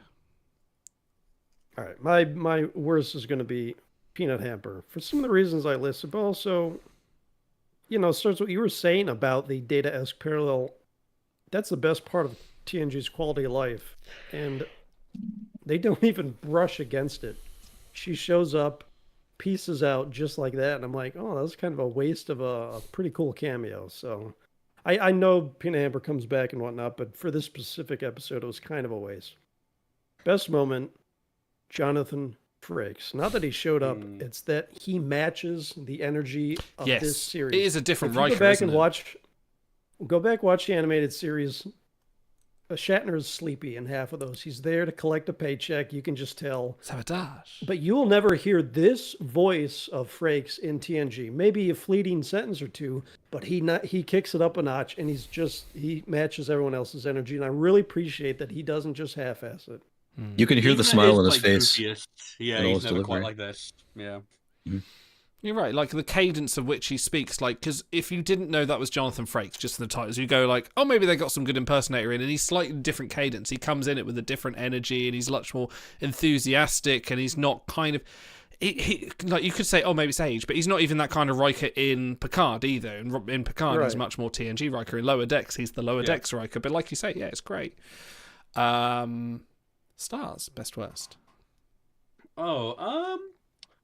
I think my best moment would probably be that's tricky. I'm gonna have to go with fuck, there's a lot to choose from actually. Okay, you know what? I'm just gonna go with the theme of Star Trek, of Starfleet rather, failing to maintain cultures that they have like obviously fucked with, because that is something that crops up again and again and again and again, and it's so prevalent in TOS. It is so like Wrath of Khan happens because they don't bother to go and check on what Khan was doing, even though they said they would, and because they don't check their fucking star charts. And a reflection on the fact of how that looks from a second contact ship and the problems that results in is really, really nice. And that's arguably like the driving point of like the entirety of Lower Decks is like we are constantly brushing up against the mistakes made by previous characters or the logical consequences of what happens when you go in and irreparably fuck with someone's culture in a very dramatic way that suits your morality play. But like, can you even imagine what the Onarans and the Breckians looked like 5 minutes after that episode ended? Can you even imagine? It would look great for your 80s drug like lesson, but good God, that was horrific. And I appreciate if we're talking about like Lower Decks examining the sci-fi conceit of Starfleet, that's a really important thing to touch on, and it's interwoven into every other part of it. It's how it makes the referential humor work for me, and I feel like this especially comes back in so many ways because it's season finale. It tugs on all those threads. Least favorite part, I think we could have stood to have another 5 minutes, maybe with a bit more foreshadowing of like Peanut Hamper's inherent like sociopathic tendencies, maybe a little bit more of a reason for the gag with Rutherford's like mode switching, like that's the most Family Guy of the humor, and it doesn't really apart from reminding you, by the way, I'm a cyborg, it doesn't really add anything to the episode other than to make some exposition a bit more funny.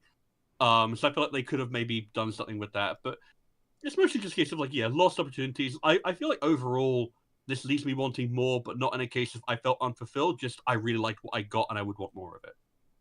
So it's kind of, that's my best and my worst. Dan. Okay. Best moment, I like the little character moment where Mariner transforms herself into the model Starfleet officer, and it's the same persona, the same face, but they just do her hair slightly differently, and it's the small tweak that they do, and they do it so often in Trek, where just to keep it fresh, right? They'll take Data and give him an episode as Laurel. They'll take they'll take Crusher and turn her into Pulaski for a full season, right? Just those little tweaks that they make. Small modifications. Right. But yeah, I just thought it was interesting, and just how they managed to make that jump off the screen, and it really translated well. It came across, and she spent, I think, a full commercial break as that persona, and it was interesting. Worst moment. One of the things that I think was done to become mimetic and was just gross and crude was when Tiana is talking to Shex in the hallway and talks about his, I think I wrote down Bajoran beef stick and her coital hooks. And it's just, it's just. I want to say that's like the worst thing that her and Shax's relationship comes up with, but I'm pretty sure there's worse than that. Not a Starfleet that hallway was never the conversation. same. Yeah. Oh, so, boy. anyways, clearly in shock humor, and I just don't like that in my Star Trek. So yeah, no, they should go for much more like solid humor. Like, so I was reading a particularly erotic passage from my grandmother's journal. right. Including one of the classiest episodes that we should all aspire to. To be fair, universally panned. And yet we reference it every day. Every time. Yep. Oh, never a day before I find. Anyway, cultural footprint of Sub Rosa cannot be measured. Overtime says how many Bajoran beef sticks out of 10. I'm gonna echo Auto because I can't think worse. I don't like peanut hamper, but only because I know of what comes. But also, like, I feel like if you're gonna make a bratty Starfleet kind of person, don't make her useful. Like, because the exocoms are all Starfleet officers should be useful. They should be, but here we are. No, okay. I wasn't going to say, but here's Worf anyway. Literally one of the worst examples you could go for. Exactly. Okay. That's why I didn't say it. That's officially on record that I didn't say that. Best moment is just the little offhand airplane-esque Zucker joke of Rutherford tapping his head and going, optimistic mode, this is going to be great. And I just like the 1-2 pan of like pressing the button, optimistic mode, this is going to be great. That got me. That was just like sensible chuckles all round. That's just like such a great 1-2 line of, and you could just completely like miss it. You could go be like, oh good, like he's happy with what's going on, but no, that's just perfect humor. So what was your worst moment? Would do that gag with the airport like announcers like having a bitchy fight. Yeah. My worst moment was just peanut hamper in general. Yeah, I'm going to change your mind about peanut hamper, all of you. So all right, so everybody is down on peanut hamper, but I want to point out a few things in the quality of life. Peanut hamper nopes out when asked to self-immolate. Sending it into a dangerous situation, it refuses. It won't cooperate. Not unlike what peanut hamper does when asked to download a virus and infect, a la Iborg, in an entire race potentially, if they're networked together, and cause their demise. Does that make? I think Peanut Hamper actually had a hit of morality, and the entire rest of the crew was just acting like funny guy, Family Guy crew. And I think Peanut Hamper had the moral high ground in this episode of just saying, no, I'm not going to do that. We've already been through this before. This is silly. Have you seen the episode though where she makes out with a Birdman? Well, I guess we have another top 10 all-timer coming up that we have to review here. So that's a great episode. It's not. It is. But also earlier in the season, so Rutherford goes through a subplot, a B plot, very similar to what Peanut Hamper does, where he is trying to find his. I think it's maybe even the first episode. He's trying to find his role on the Cerritos, and he goes through engineering first, and then he goes to security, and so it's not unlike what Peanut Hamper does. And Peanut Hamper has found that her technique in the medical ward is great. This is what she's cut out to do. And when being asked to move on to something else that's not what she wants to do, she rightfully, has reservations about that. So I think that there's a little bit more depth. It's not overtly called out, and again, it's just played for laughs. But I think there's a little bit more here than everybody's giving it credit for. I also think it's a case of like there is a subtle speciesism going on there, because let me be real with you. If you walked up to a human crewmate and said, hey, here's a bomb, strap it to your chest, go over to that ship and blow yourself up for the benefit of everyone else, you hero, what would you say to them? We are Starfleet! That's what Starfleet... Like, fuck you would. Like it's the whole thing. Guess what? Like you are explicitly placing less value on Peanut Hamper's life because she's a robot. Right. You Exactly would not ask that of any like human or alien crewmate. You are explicitly devaluing her because she's a robot and assuming she'll do it. Is there no hang on? Because wasn't Troy the focus of one of Troy's episodes where she's going for the commander training was sending people to their deaths and having to issue that order? Except for the fact that no one gave her an order, they were just assuming she'd do it. No, but there is a situation as a Starfleet officer where you would have to send yourself into a dangerous situation for the benefit of your crew. Yeah, she had to order Jordy to go fix something, even knowing he would die. Exactly. You know, I mean, but not just on. But I wish they would actually mention any of them in the episode instead of letting us fill in the gaps. I mean, that is part of the fun of us sitting and discussing it and having little aha revelations. But still, I mean. If you have, 5,000 words in the episode, could you dedicate a few of them? Take the time for something interesting, right? Yeah. Okay. Sorry, that's 4,190 episodes. Anyway, words. Sorry, in this episode. Sorry, I had to cover. How about... wait a minute. I'm just receiving a call from Alada Jarok. I can show you my rating code. Schiller rating 3.5. Associational rating norm -3. That's much too low a rating. I'm just not accustomed to seeing an unsatisfactory rating on a member of my crew. Dan, Schiller rating, go. Yeah, I'm down to 5. This is, I guess I had a great time watching it the first time through, but this is just really isn't Star Trek. There's so much. No, we need a code. Sorry. Oh, sorry. I gotta give you. So this is gonna be sweet little Captain kisses. How many sweet little Captain kisses out of 10? Right. I already have that one planned. But unfortunately, only 5 kisses from me. The point that Otto made, that so much is left off the paper that really just deserves to be there. It's just kind of unforgivable and really makes it not so much Star Trek and more just a sitcom. And that's what it's designed to be. Call a spade, but it's just not my brand. Space spade. Go Auto. I'll give this 4 sweet little Captain kisses. There are certain Star Treks, I'm looking at you, Scouts, which I wish did not exist. I think they watered down the value. I think they watered down the value of Star Trek. Rubber ducky! Why do I bother talking on his reviews? I'm just engagement farming. I know I'll say things that you'll have to react to. You're the peanut hamper of the episode. Meme. Thanks, guys. All right, that's it. Let's wrap it up. You set Otto off. Sorry, my hands are here. I will not interrupt you anymore. That being said, Lower Decks solidly exists on the side of I'm glad this exists and targets who it does, and it adds to the value. All right, so that's my preface. I'm not down on Lower Decks. It just doesn't appeal to me. The pacing I can't digest anything with this pacing. And it works for some of the humor. I'll sit there and laugh. But I had completely forgotten that Shax died. Even though I've watched this and season 2 and season 3, I thought he was still alive. In my head, I forgot he died. I would never forget that Tasha died or that Jadzia died. Those are like big monumental things, and they just blow by it. They do a little scene at the end, torpedo fire him off or whatever. And I'm sure they reference him again, but it's just the pacing makes it so difficult to sit and chew on things the way I like to do with my sci-fi. So, if you want humor and you're a Star Trek fan who loves a good laugh, I highly recommend Lower Decks. For me, 4 sweet little Captain kisses out of 10. I'm going to be a bit more positive. I enjoyed this. I wish it had longer. It had feature film quality to it. It did a lot of... Something wrong with your nose there, Dan? Stinker. It was a stinker. No, I enjoyed this. I feel like everyone's right. Like, this was, for a Lower Decks episode, this was incredibly frenetic. I think this one and the first episode are definitely like episodes like, shit's happening all over the place.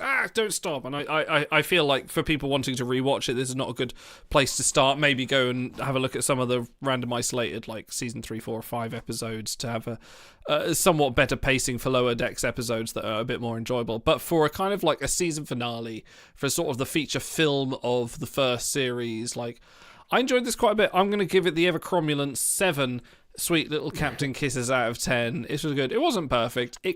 Like I say, it needed another 15 minutes or so, expand out some of these points. Let's not rush a bit more, but they had a lot to go through. Plus, at least 4 of those points are, the Titan and Riker coming in at the end of the day to the motion picture. Da da da da da da da, chills up the spine. Like, yeah, my member berries. Oh, he's got them right by them. He's dragging me out to the Packlands with them. And there's a mental image you'll never forget. Stars. What was my pre-rating? I forget. I've forgotten. I can't remember. I didn't write those down. I think you went pretty strong. Yeah, you were high on this one, like 8-ish.